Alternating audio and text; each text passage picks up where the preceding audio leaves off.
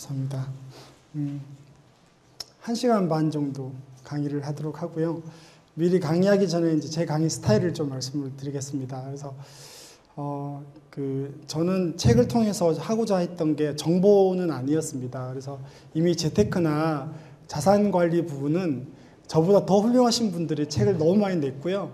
그래서 제 책을 통해서는 어떤 정보보다는 좀 왜 우리가 이렇게 정보가 많고 재테크를 하고 자산 관리를 하는데 우리 가정경제가 이렇게 쉽지 않게 자꾸 어려워지나를 현장에서 한 8년간 영업을 하고 고객들 자산을 관리하고 상담을 하면서 느낀 점이 결국 사람을 놓쳤다는 생각이 들고요.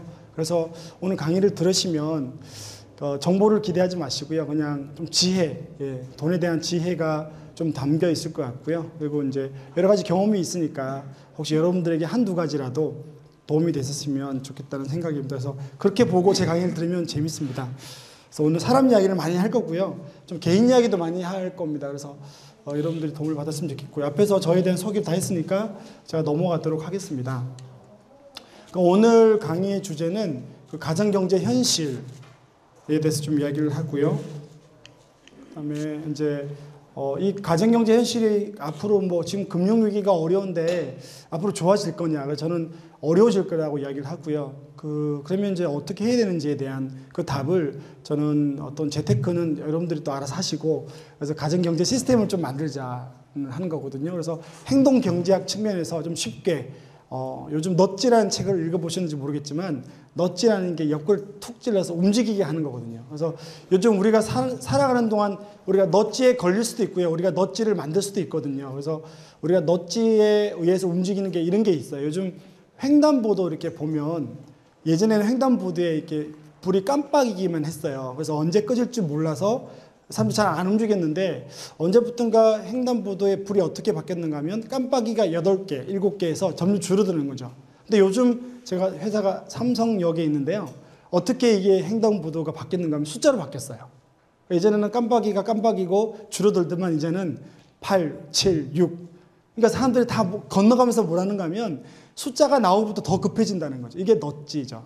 그러니까 경제학도 행동경제학으로 말하자면 어떤 시스템을 걸어서 작은 거지만 행동하게 만드는 힘.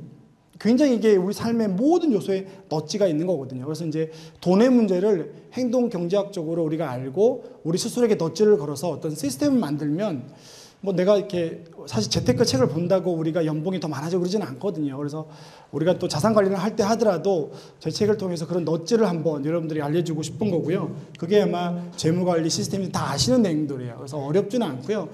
실제로 실행하고 안 하고 차이인데 오늘 그 공부를 좀 해보고요. 이렇게 전 시스템이 되고 나면 이제 돈이 남아요. 그럼 남는 돈으로 실제로 이제 어떻게 내 집을 마련할지 그리고 또 어떻게 펀드를 가입할지 또 어떤 보험을 들어야 되는지도 사실은 상품은 전부 우리나라가 공급자 중심으로 전달되고 있어요. 그래서 이제 저는 강의를 통해서 제 강의를 듣고 나면 이게 좋다 저게 좋다가 아니지만 좀 객관적인 자료를 가지고 내가 시행착오하지 않게끔 좀 금융 상품에 대해서 알고 있자는 게 좀 저희 생각이고요. 그 두 가지만 오늘 크게 이 두 가지를 배워가시면 될 것 같습니다. 이런 그림은 워낙 금융권이나 보험권에서 많이 하셨으니까 제가 좀 다 아시는 거는 빨리 넘어가고요. 처음 듣는 것들은 제가 좀 길게 이야기를 하도록 하겠습니다. 그래서 실제로 이런 그림들의 이유는 뭐냐면 언젠가는 우리가 급여가 없으니까 우리가 전체적으로 써야 될 게 더 많다는 그림이고요. 그러면 이제 이거를 저는 어떻게 좀 표현을 하고 싶은가 하면 제가 이 30대와 40대 현금 흐름을 이렇게 직접 보여드리진 않을 텐데 이렇게 말할 수 있습니다. 제가 계산을 다 한번 해봤습니다. 이게 어르신들도 계신데요. 좀 어르신들한테는 죄송하지만 60세는 계산을 안 해봤고요. 이게 30대와 40대를 계산을 해봤어요. 그래서 기준은 뭐냐면 잠깐 팩트를 말씀드려야 되니까 연봉 4천에서 5천 사이 정도의 35세 되는 맞벌이는 외벌이든 관계없이 했고요. 급여 상승률은 매년 5%고 물가 상승률은 4%. 그다음에 15년 뒤에는 3.5%. 그다음에 은퇴 이후는 3%로 팩트를 가지고 이렇게 캐시플로우를 돌려보니까 실제로 지금 연봉 4천에서 5천 정도 사이에 이 버는 분이 급여 상승률을 60세까지 25년간 계속 5%로 올라가면 궁금한 거 이 사람 얼마를 벌 수 있을까? 그다음에 이 사람이 써야 될 건 또 얼마일까를 계산해 보니까 제가 아침마당에서도 이야기를 해봤어요. 그래서 그 TV에 나가서 거짓말하면 안 되잖아요. 제가 굉장히 신중하게 자료를 검토하고 했는데 실제로 이제 우리가 벌 수 있는 돈이 한 20억에서 30억 정도가 돼요. 물가 상승률 다 계산하면요. 그러면 이제 그만큼 많은 돈을 버느냐, 많은 돈을 벌어요. 20년 뒤는 연봉이 장난이 아니겠죠. 물론 쓸 건 없더라 하더라도. 근데 문제는 가장 필요 자금. 한 인간이 결혼해서 집을 가지고, 집도 강남 이런 거 말고요. 가장 보금자리 같은 거. 지금 32평에 한 4억 정도 하는 거. 평당 한 1000에서 1300 정도의 그런 집 하나 가지고 자동차 모닝으로부터 출발한 자동차 아반떼, 이렇게 뭐 자동차도 제네시스라든지 뭐 그랜저 이 정도 급까지 안 가더라도 기본적인 소나타까지를 계산했고요. 자녀들은 유학을 보내지 못하고 대학 4년만 딱 보내고, 결혼할 때 남자아이들한테는 전세로 한 8천만 원 정도를 해줄 수 있고, 딸아이한테는 결혼 자금으로 3천만 원 해줄 수 있는 가정. 그리고 은퇴 이후는, 네, 너무 작나요? 네, 하여튼 은퇴 이후는 서울에 산다고 봤을 때 200만 원을 돈을 쓰는 거죠. 그렇게 해서 물가 상승률을 계산을 다 해보니까 40억이 나오는 거예요. 자, 이런 데부터, 그러니까 저는 왜 이 계산을 했는가 하면 뭐가 문제냐. 오늘 문제를 다 이야기하고 답을 이야기해 드리겠지만 이게 구조적인 거라는 거죠. 물론 다 아는 뭐 금융이나 여러 가지 문제도 있겠지만 하여튼 여기서부터 우리의 문제는 출발해요. 그러면 연봉 그 4, 5천 버는 그분이 만약에 6천, 7천 벌면 괜찮으냐? 안 그렇죠. 우리가 사람이기 때문에 내가 300을 벌어서 100만 원을 저축했던 사람이 내가 나중에 400이나 500을 벌면 300을 저축하지 않는 거죠. 우리가 그만큼 문화적으로 올라가면 욕구들이 커지고, 그래서 결국 우리가 사람을 놓쳐서는 안 된다는 거고요. 거기서부터 제 강의는 출발을 하고 제 책이 출발하고 있습니다. 그러면 좀 더 구체적으로 봐서 왜 이렇게 평생 우리가 버는 것보다 쓸 게 많고 우리가 모아도 끝이 없는 전쟁인가를 가만히 봤어요. 뭐가 문제일까? 뭐 어떤 구조가 문제일까 봤는데 제가 보는 견해는 세 가지였어요. 첫 번째는 고령화, 두 번째는 물가. 이 고령화와 물가는 사실은 우리가 할 수 있는 게 아니에요. 한번 잘 보세요. 그러니까 내가 노력하거나, 어르신들 계시지만 사실은 죄송하지만 고령화 부분은 내가 빨리 죽지 않는 이상, 내가 자살하지 않는 이상은 어떻게 내가 핸들링할 수 없는 게 인생이죠. 물가도 마찬가지죠. 근데 이 두 가지는 우리가 할 수 없는 거고요. 대신 할 수 없는 대신 내가 대안을 찾아서 내가 준비를 하면 되는 거고요. 이 두 가지는. 근데 문제는 더 심각한 게 저는 할부 인생인 걸 알게 됐어요. 8년간 수많은 실험을 해보고 고객 관리를 하면서 이렇게 제가 내린 결론은 이 두 가지는 우리가 할 수 있지만 아무도 이 할부 인생에 대해서 이야기를 하지 않고, 그래서 이 할부 인생을 없애고 우리가 크레딧 소사이어티이긴 하지만 이걸 좀 우리가 구조를 바꾸고 넛째를 걸면 충분히 해볼 만한 인생이라는 생각이 들었고요. 하여튼 이 세 가지 때문에 우리가 앞으로 계속 어려울 거고요. 이 두 가지는 우리가 할 수 없는 거고요. 할부 인생은 우리가 막을 수도 있고 없앨 수도 있는 거기 때문에 그 이야기를 좀 해볼까 합니다.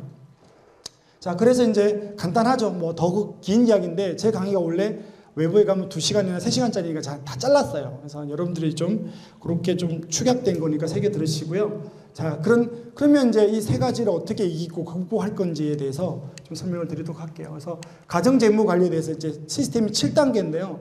원래는 5단계까지만 하면 됩니다. 근데 이제 그 전에 두 가지가 있어요. 가정재무 관리를 하기 전에 먼저 두 가지가 선행되어야만 하는 게 있어요. 첫 번째는 뭐냐면 가족의 힘이에요. 그래서 우리가 왜 돈을 벌고 왜 돈을 모을까라고 생각을 해보고 남자분들이 흔히 이렇게 늦게까지 일을 하고 하는가 보면 제가 굉장히 힘든 시절이 있었거든요. 뭐 뒤에 나오겠지만 우리 아이들하고 저의 우리 와이프, 사랑하는 우리 아내 때문에 제가 그 힘든 고생을 다 한 거거든요. 그래서 결국 우리가 돈을 모으는 목적이 가족이기 때문에 결국은 가족의 힘을 빌어야 되고요. 가정 안에서 또 목표를 찾지 못하면 돈은 들어오지 않는다고 저는 생각을 해요. 싸우는 거죠. 그래서 이렇게 그림이 재밌는데요. 근데 싸우면 뭐 돈을 모아도 다 새는 거죠. 제가 재밌는 가정 하나 예를 해볼게요. 피 빼서 이자 0.5% 더 받는 선배 이야기. 실제 전부 제가 말했던 여기 나오는 사람들은 전부 그냥 실제 사례고요. 우리들 이야기예요. 어떤 선배인가 하면 이게 3년 전의 이야기였어요. 저보다 두 살 많은 선배인데요. 부부가 재테크에 굉장히 관심 많고요. 얼마나 독한가 하면 이 형님은 강남에 직장이 있고요. 부인은 여의도예요. 그런데도 3년 전에 여기 방송이니까 제가 회사는 말을 못하지만 모 저축은행에서 그 헌혈을 하면 금리 0.5%를 더 줬어요. 그래서 이제 근데 점심시간에 형수님이 여의도에서 지하철 타고 오는 거예요. 0.5%. 그래서 적금을 50만 원, 50만 원 두 개 들기로 한 거거든요. 그래서 제가 형 그냥 하라고. 근데 그렇게 독하게 와가지고요. 피 뽑고 0.5% 금리 더 받고. 근데 그걸 끝 안 나요. 문화상품권 받고 빵 먹고 뭐 이렇게 했다고 나한테 막 자랑을 하는 거예요. 근데 그만큼 이분들은 뭐 하나 가입할 때 얼마나 꼼꼼한지 모든 걸 다 투자 설명서 다 봐야 되고요. 보험약관 다 읽어야 되는 분들이에요. 근데 문제는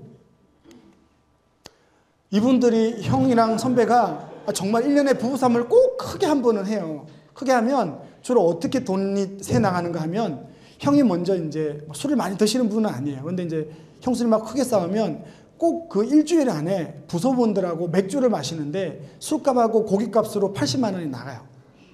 근데 이제 형수님은 그 돈을 언제 하는가 하면 한 달 뒤에 신용카드가 들어오면 이제 그걸 알게 되는 거죠.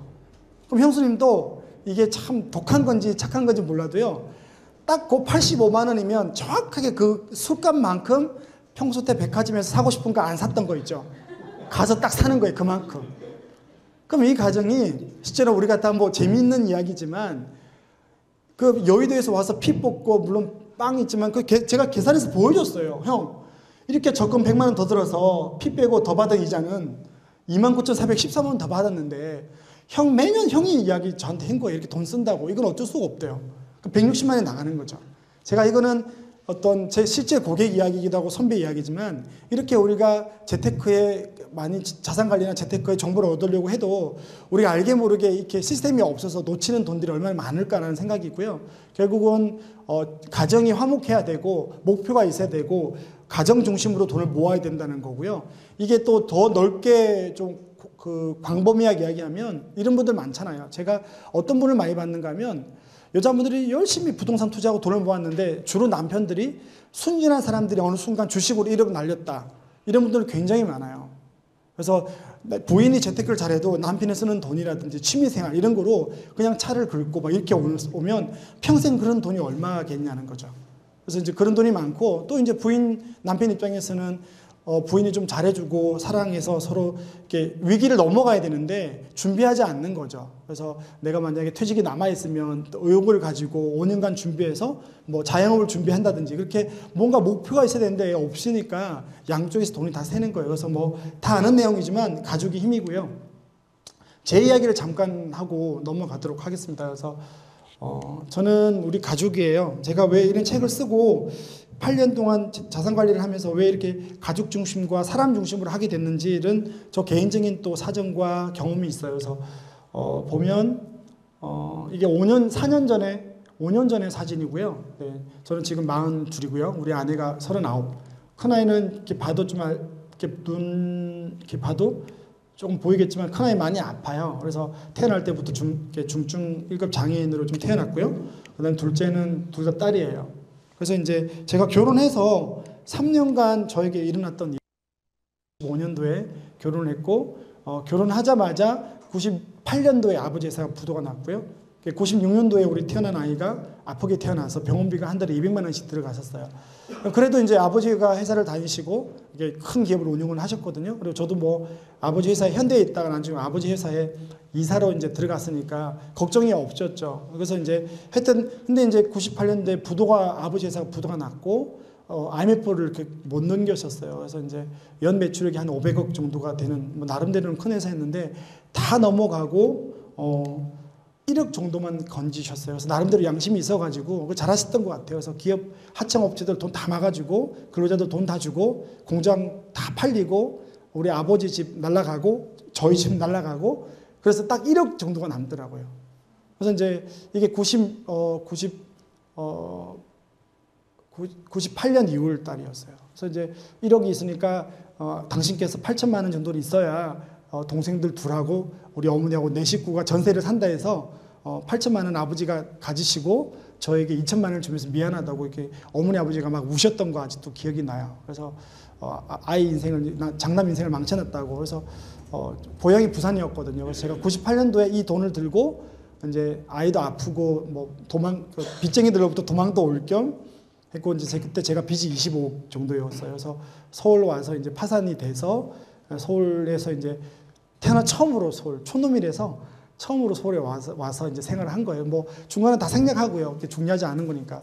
제가 이때 이제 제일 힘든 게 두려움이었어요. 왜냐하면 그때 나이 이제 지금 11년 전이었으니까 제 나이가 그때 31인데 그 31에 25억 빚을 어떻게 갚을 거며 또 아이는 중증 장애인인데 병원비도 많이 들고 또 파산이 되고 해서 이제 그때 저에게 힘을 준 사람이 우리 아내였어요. 그래서 아내가 굉장히 시아버지에 대한 뭐 이렇게 원망이나 이런 거 있어야 되는데 그러지도 않고 한우는 아내가 지혜롭게 저를 딱 앉혀놓고 당신이 80만 원만 벌어오면 우리 그때는 세 식구였거든요. 세 식구가 먹고 사니까 걱정하지 말고 80만 원을 벌어올 수 있냐고. 그래서 이제 그 당시에 제가 아는 목사님이 이제 어렵다고 청년부 교회 이제 청년부 간사로 40만 원을 받았고요.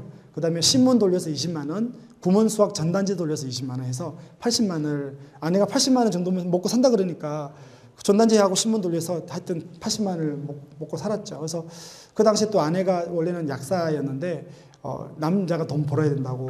그래서 아픈 아이 자기가 책임질 테니까 저보고 나가서 돈을 벌라고 했어요. 그래서 그런 와중들이 얼마나 저에게 용기가 되고 이 남자가 이렇게 오기가 생기는 거예요. 그래서 뭐 신문 돌리는데 안 힘들었어요, 정말로. 왜냐하면 아내가 너무 고맙기도 하고 미안해서 하여튼 그런 거를 다 거쳤어요. 거치면서 나중에 이제 결론은 책도 내게 되고 아침마당도 나가서 이제 굉장히 잘 됐죠. 잘 됐는데 그 와중에 이제 뭐 잠깐 말씀드리면 결국 사람인 것 같아요. 제가 이렇게 성공하게 된 게 나중에 제가 안 해본 게 없거든요. 뭐 공공근로부터 컴퓨터 강사, 학교, 방과후 특갈 이렇게 하면서 하여튼 가족의 힘으로 견뎠는데 결국은 제가 여기까지 오게 됐어요. 그래서 뭐 재작년 MBC에 그 이쪽 자산관리하는 영업하는 사람 중에 연봉 제일 많은 사람으로도 MBC에도 나올 만큼 연봉을 많이 받게 됐는데 하여튼 그런 걸 통해서 결국 우리가 살아가면서 지금은 돈을 많이 벌든 작게 벌든 평생 중에 위기가 올 것이고 그때 이제 가족의 힘으로 결국 벗어나는 것들이 좀 필요하다고 생각이 들고요.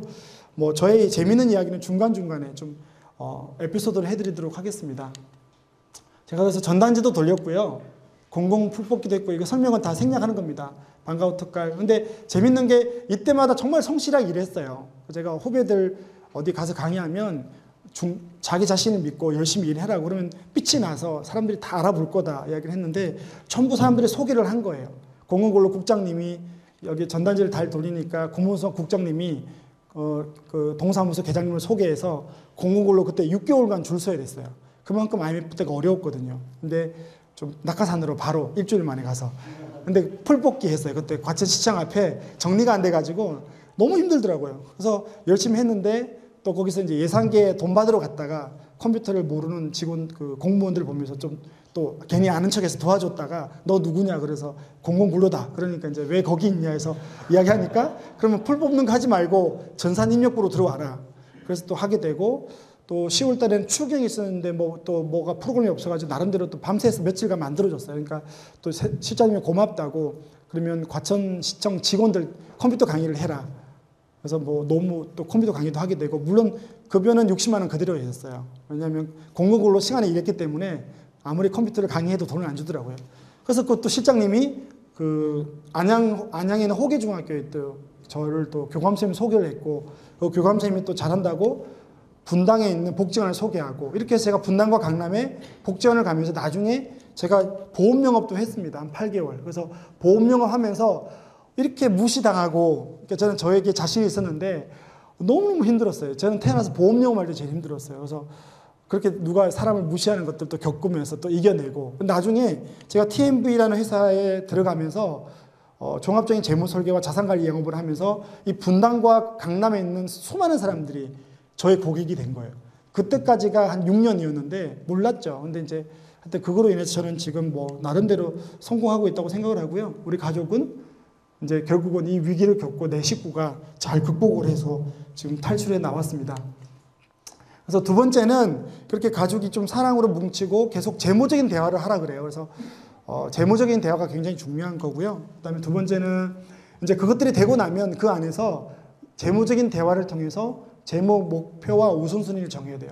근데 중요한 건 목표보다 우선순위가 더 중요해요. 왜냐하면 처음에 제가 말씀드렸지만 우리가 벌 수 있는 돈은 한 25억 전후고요. 써야 될 게 40억이기 때문에 미리 여러분들 아직까지 가보지 않은 인생이기 때문에 지금 남는 것 같아도 그거를 우리가 이렇게 스프레드를 롱텀으로 놓고 보면 반드시 부족해요. 그래서 부족하면 어떻게 하느냐? 이미 우선순위를 정해서 중요한 것부터 준비하지 않으면 안 된다는 거예요.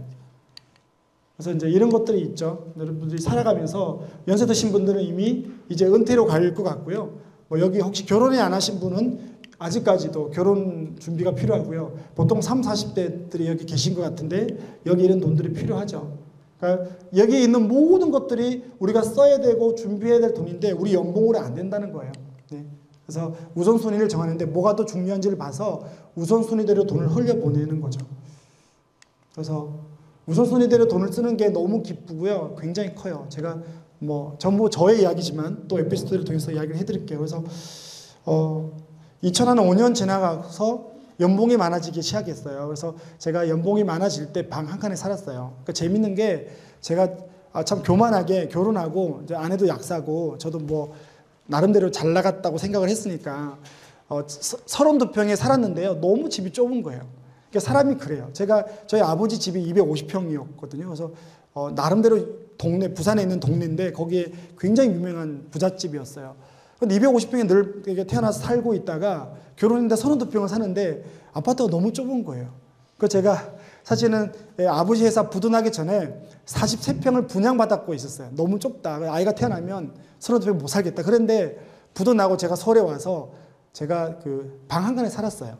근데 재밌는 게 2005년도에 이제 전세 집으로 옮겨갈 때 그 방 한 칸이 넓어가지고요. 우리 2년을 더 살았어요. 그러니까 좁지 않더라고요. 그게 사람인 거죠. 그래서 그렇게 좁다고 제가 32평이 좁다고 했는데 저희가 그렇게 힘들어지면서 IMF가 끝나고 나니까 전세값이 계속 오르더라고요. 그래서 2천만 원 들고 와가지고 처음에는 벼랑 3동 그 15평 아파트에 뭐 선배들이 도와줘서 2,700을 모아서 살았는데 2년 한 500만 원 모으면 그게 6,500으로 올라가니까 자꾸 이사 갈 때마다 방이 좁아지는 거예요. 결국은 나중에는 6천만 원인데 방 한 칸에 6,500이었어요. 성내동에, 강동구 성내동에 살았거든요. 그래서 방 한 칸에 살다가 32평 전세를 가는데 우리 아이 일기장에 이사 간 첫날 저희들이 뭘 했는가 하면 너무 넓으니까 32평이 그래서 온 식구가 누워가지고 굴렀어요. 거실에서 이렇게 떼굴떼굴. 그래서 우리 아내가 한참 굴러도 벽에 닿지 않는다고. 그렇게 넓은 집이었고 우리 민수는 그때 이제 7살인가 이랬는데 그림 일기에 오늘 궁궐로 이사 왔다고. 얘는 가난했을 때 태어나서 힘들었었거든요. 그래서 이제 그만큼 우리가 이렇게 돈을 쓰는 것들은 우리 마음에 따라서 많이 다른 것 같고요. 그래서 하여튼 돈이 많이 모였어요. 그래서 제가 물었어요. 한우는 여보, 우리가 죄송합니다. 연봉이 너무 많은데 이 돈 어떻게 써야 될지 모르겠다. 너무너무 많이 들어온다. 이렇게 많이 벌어도 되는지 모르겠다. 근데 아내가 그 꿈이 뭐냐, 뭘 하고 싶으냐 물어보니까 자기 욕구, 그러니까 자기가 제일 하고 싶은 건 그 강남이나 한강이 보이는 집에 살고 싶대요. 친구 집에 친구들이 약사니까 이렇게 모임을 하면 갔다 오면 늘 침체됐어요, 옛날에는. 요즘은 괜찮대요. 옛날에는 이제 다녀오면 한강이 보이는 집이 너무 이쁘고 좋대요. 그래서 여보, 한강이 보이는 집을 하나 사자. 근데 이제 그게 자기 욕구인데, 이거 해운대예요, 해운대. 제가 부산 사람이라서. 한강이 아니고요. 해운대인데 이제 저에게는 장모님이 한 분 계세요. 그래서 장모님이 중풍으로 쓰러져 계세요. 근데 한 달에 병원비가 400만 원씩 들어가요. 네. 그래서 아내가 그때 제가 처음으로 아내가 뭐 대충 알고 있었지만 아내의 꿈을 듣게 됐어요. 그래서 자기만 대학을 나오고 위에 언니랑 동생 둘이는 가난해서 대학을 못 나와서 자기가 약대를 갈 때 자기한테 다 집중이 됐대요, 돈이. 그래서 자기는 맹세를 했대요. 엄마, 내가 그 약사가 되면 결혼했어라도 한 달에 내가 생활비 100에서 200원 드리겠다라고 했는데 아이가 아파서 약국을 못 나갔잖아요. 그래서 그 약속을 지키고 싶대요. 근데 또 엄마가 누워 계시니까 여보, 내가 집이 없어도 되니까 혹시 괜찮으면 공평하게 시댁에 400, 친정에 400 주지 말고 엄마 병원비를 좀 냈으면 좋겠다. 그리고 앞으로 좀 책임지면 좋겠다, 당신이. 근데 뭐 아내가 그게 필요하다고 요구하는 거니까 그럼 그렇게 하자 하고 저도 또 부탁을 했죠. 우리 부모님도 부도 났으니까 장모님도 케어하지 우리 부모님도 좀 주자. 그래가지고 집은 포기하고 저희들 지금 중곡동에 살고 있거든요. 그래서 강남으로 처음에 갈까도 생각했어요. 그래서 포기하고 선물을 드렸어요. 그래서 삼성동에 제가 거기 본부장으로 있을 때 아무리 생각해도 분식집이 없는 거예요. 코엑스로까지 가야 되는 거죠. 그래서 뭐 이것저것 준비해서 김밥 카페를 차렸고요. 그래서 김밥 천국 생각하면 안 됩니다. 굉장히 깨끗하고 좋은 집이고요. 메뉴가 105가지예요. 그래서 이렇게 해서 차렸어요. 차려서 넓어요. 삼성역에 있고요. 여기를 차려서 처제를 불러서 처제가 이제 한식 요리사 자격증도 있고 해서 처제를 매니저로 삼고 저는 일 못하니까 그래서 투자해서 여기서 나오는 금액을 전부 그 친정 그 장모님 병원비 대고 우리 부모님 또 보내드리고 그다음에 이렇게 해서 다 쓰고 있어요. 그래서 그 아내를 김밥 카페입니다. 그래서 이거 광고하러 나온 건 아니고요. 삼성동에 있으면 혹시 연락 주시면 제가 김밥 2줄은 대접하겠습니다. 그래서 이제 왜 어떤 이야기를 하고 싶은가 하면 아내가 너무 행복해하는 거죠. 그래서 김밥 카페를 차리기 전에는 현금을 제가 급여를 받아서 400을 드리는데 부담스러워했어요. 왜냐하면 매번 400을 드릴 수 있을까 막 이렇게 생각을 했는데 이 김밥 카페를 차려가지고 수익금으로 우리 집 포기하고 그 돈으로 수익금으로 다 전액 드리니까 너무너무 행복하고 한 거죠. 그래서 이제 결국은 어떤 게 옳고 나쁜 건 없고요. 결국 가족이 어디다가 돈을 쓰러서 행복한지에 대해서 부부가 이렇게 합의가 되고 이야기가 되면 그냥 돈도 세지 않고 행복한 것 같아서 어떤 행복하게 저도 많이 행복하고요. 그래서 뭐 비록 지금 강남에 집이 없고 앞으로 뭐 살지도 모르겠지만 뭐 중곡동이라고 하지만 부모님들이 그거로 인해서 행복하게 사는 걸 보면서 너무 행복한다는 거죠. 그래서 결국 이런 것들이 중요한 거고요. 그래서 여러분들이 이제 꿈과 돈을 모으는 걸 일치해서 뒤에도 이야기가 나오겠지만 여러분들이 어디가 중요하고 내 인생에 뭘 쓸까를 해야 되고요.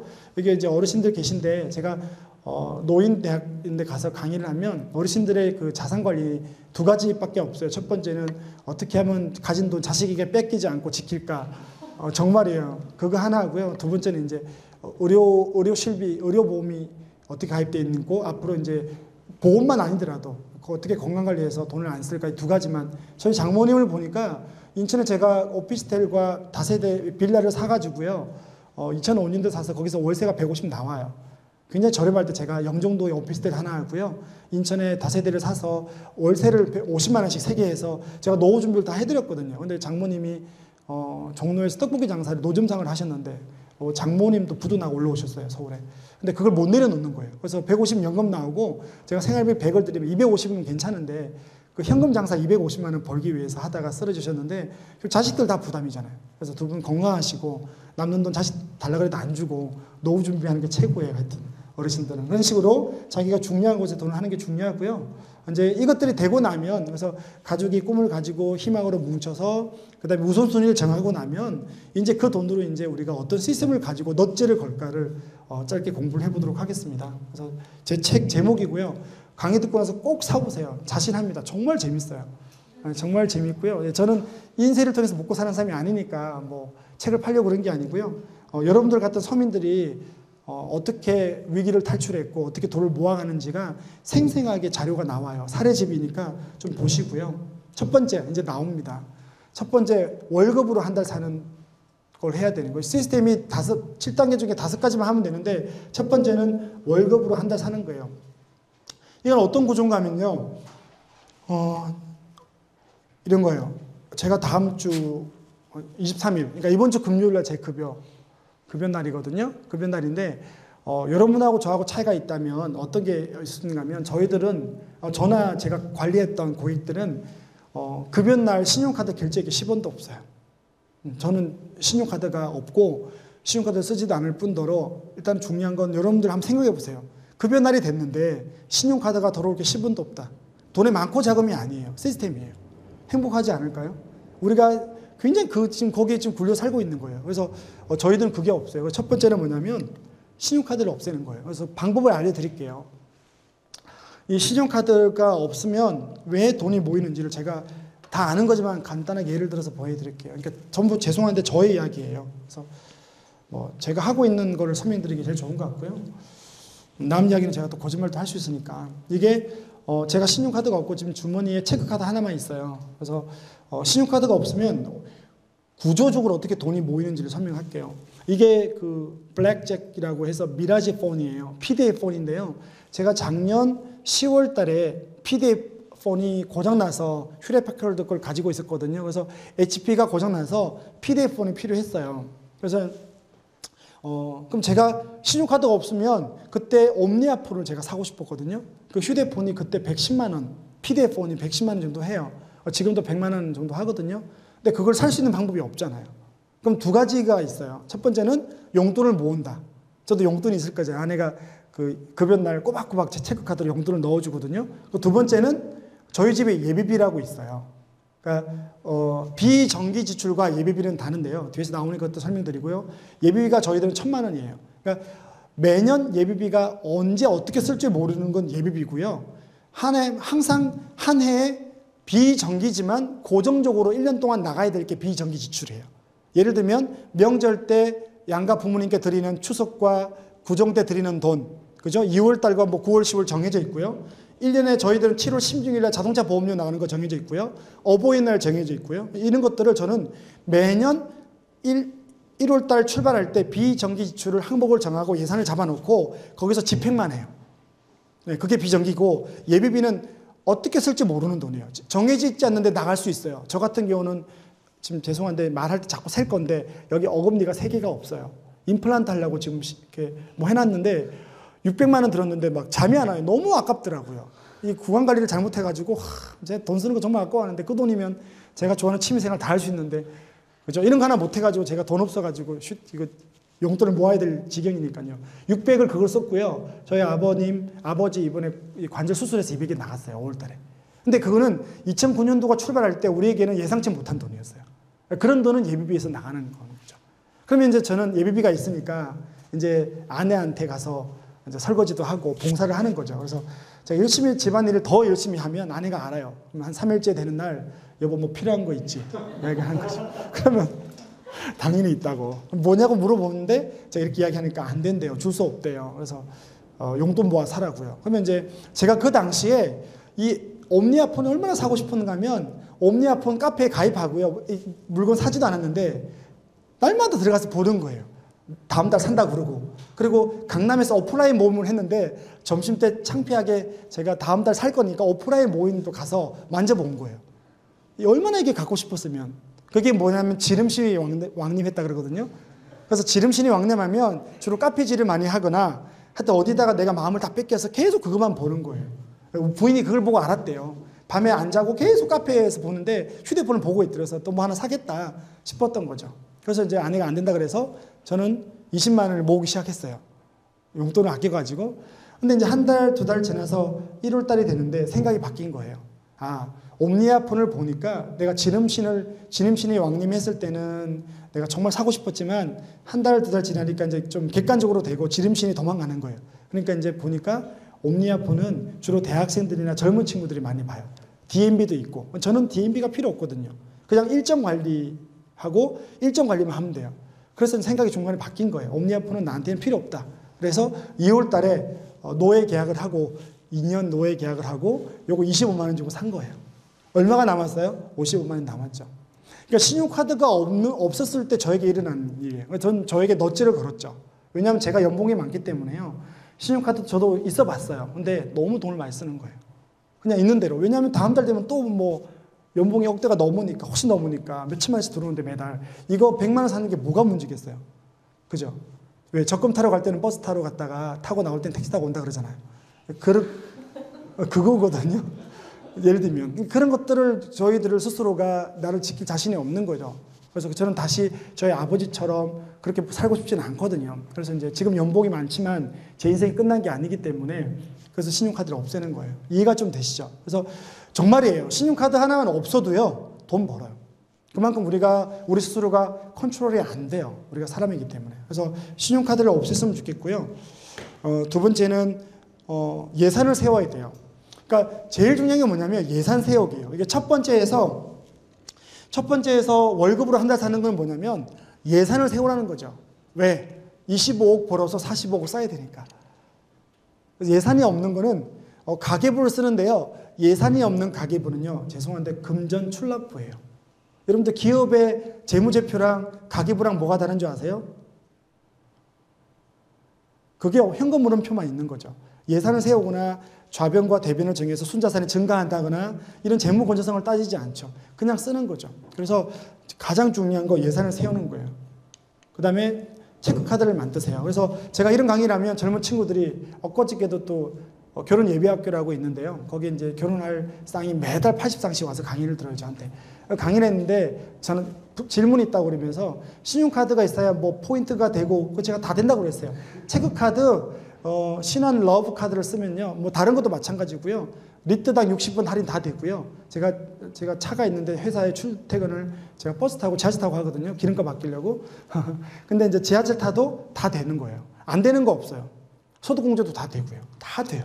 네. 그래서 체크카드를 만드실 때 또 좋은 게 500원만 내면요. 한 달에 문자를 찍어줘요. 얼마 남았다고. 이거 굉장히 유용해요. 제가 한 달에 100만 원을 받거든요. 아내한테서. 근데 외부 강의도 있고 뭐 돈도 제가 많이 버니까 많이 써야죠. 후배들한테. 그러면 꼭 한 3주 되면 돈이 없어요. 지금 제가 얼마 남았는지 봤는데 여기 지금 87,000원 남았어요. 그러면 이제 이번 주 금요일 되면 또 100만 원 들어오니까 잘 쓴 거죠. 그래서 문자 찍히면 겁이 나요. 그래서 어떤 분들은 제가 상담받고 이제 한 달에 급여를 40 넣어줬는데 2주도 안 돼서 다 없어지더래요. 그 말은 그분이 평소때 그렇게 썼고 자기는 40만 원이라고 하지만 거짓말이었던 거죠. 그래서 보통 신용카드로 쓰니까 하여튼 그렇게 좀 체크카드를 쓰시고요. 뭐 늘 감사하면 쓰면 되고요. 하여튼 이런 식으로 첫 번째는 예산을 세우고요. 그 다음에 신용카드를 없애고 체크카드를 만드는 게 첫 번째인데요. 그러면 앞으로 돌아올 그 신용카드 미상환 결제액은 어떻게 해야 되는지를 물어봐요. 그러면 보세요. 적금 다 깨야죠. 적금 이자 얼마, 아까 피 빼고 이자 받은 분 이야기했죠. 적금 이자 얼마 안 돼요. 다 깨라 그래요, 저는. 그러니까 시스템이 중요한 거예요. 너찌가 중요한 거지 그 이자 10,000원이 우리에게 돈을 벌어다 주진 않는 거죠. 그래서 할 마음이 있으면 정기적금 다 깨고 예금 있는 거 빼서 펀드 들어간 거 중지하고 빨리 시스템을 만들어 놓자는 거죠. 네. 그래서 그렇게 하면 처음에는 한 달, 2달 가면 신용카드 금액이 줄어들고요. 저는 제가 바라는 건 해보니까 한 6개월 되면 다 없어져요. 그때부터는 한 달에 들어오면 그 예산대로 돈을 쓰기만 하면 돼요. 네. 그래서 그게가 출발이고요. 두 번째는 이제 아까 말씀드린 것처럼 이제 얼마 쓰는지를 알아야 돼요. 예산을 세우려면 내가 어떻게 어디에 지금 쓰고 있는지를 잘 알아야 돼요. 그래서 이게 신혼부부 건데요. 예를 들어 보겠습니다. 30대 뭐 초반의 신혼부부 겁니다. 부부가 합쳐서 400만 원 정도 세후 벌고 있고요. 이렇게 쓰는 걸 다 적어보는 거죠. 여기 보시면 비정기출이 있죠. 여기까지도 해서 대충. 그래서 두 번째는 뭐 다 아는 거니까 두 번째는 얼마 쓰는지를 알고 계속 예산 세우기를 하는 거예요. 그래서 한 달에 급여가 내가 300이면 이제 신용카드 나갈 게 없어요. 그러면 첫 번째는 할 게 저축액을 먼저 정하는 거예요. 내가 300만 원을 받아서 신용카드 들어올 게 없으면 내가 저축의 여력을 몇 프로 할까 수입에. 그럼 20%다 30%다 세우고 나면 만약에 20%면 300만 원에 20% 60만 원을 저축하고 그럼 240이 남잖아요. 근데 그걸 가지고 이제 어떻게 쪼갤지를 나누다 보면 부족해요. 그 속에서 이제 절제가 되는 거거든요. 그다음에 세 번째는 통장 쪼개는 거죠. 그래서 예산을 세우고 지출을 알고 나면 이제 남는 돈 있죠. 남는 돈. 그 한 달에 100이 남던 200이 남던 그 저축 가지고 우선순위를 어떻게 정하는가 하면 우선순위별로 통장을 반드시 쪼개라는 거예요. 네, 통장을 쪼갤 때 이 통장이 이제 적금으로 가야 되냐, 펀드로 가야 되냐, 뭐 연금으로 가야 되냐는 뒤에 자세하게 좀 나오겠지만 하여튼 통장을 쪼개는 거예요. 통장을 쪼개면 통장을 쪼갤 때 두 가지의 어떤 큰 베네핏이 있어요. 그러니까 이익이 있어요. 뭐가 있는가 하면 첫 번째는 쪼개다 보면 내가 가진 게 작다는 걸 알게 돼요. 한번 생각해 보세요. 어떤 신혼부부가 집도 사야 되고요. 차도 사고 싶대요. 그래서 가지고 싶은 거 다 써라 그랬어요. 아까 그 가정인데 한 달에 160이 남아요. 400을 벌어서 240을 쓰고 나면 한 달에 160이 남는 가정이었거든요. 그래서 그렇게 썼어요. 5년 뒤에 집 사고 싶어요. 지금 전세가 1억 5천에 5천만 원 대출이 있거든요. 근데 하여튼 집 사고 싶어요. 3년 뒤에 소나타 사고 싶어요. 아이들 이렇게 키우고 싶어요. 노후에 이렇게 쓰고 싶어요.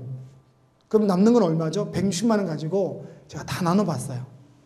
160만 원 가지고 집에만 올인해도 모자랄까요? 남을까요? 모자라죠. 네. 그러면 이제 또 고민하는 거죠. 그럼 집부터 해야 되나? 뭐 이런 것들을 고민하는 거죠. 그래서 그러면 차를 사고 나면 집을 못 산다. 그렇게 해서 그럴 때만 어떤 것들이 포기가 되고 준비가 되거든요. 그래서 통장 쪼개기를 반드시 하셔야 되고요. 통장 쪼개기는 첫 번째 여행 통장부터 만드세요. 왜냐하면 통장 안에는 뭐 7년 뒤에 집 통장, 5년 뒤에 자동차 통장, 5년 뒤에 우리 자녀 대학 등록금 통장 이렇게 통장이 많겠지만 너무 길게 기다리는 동안 지겨워요.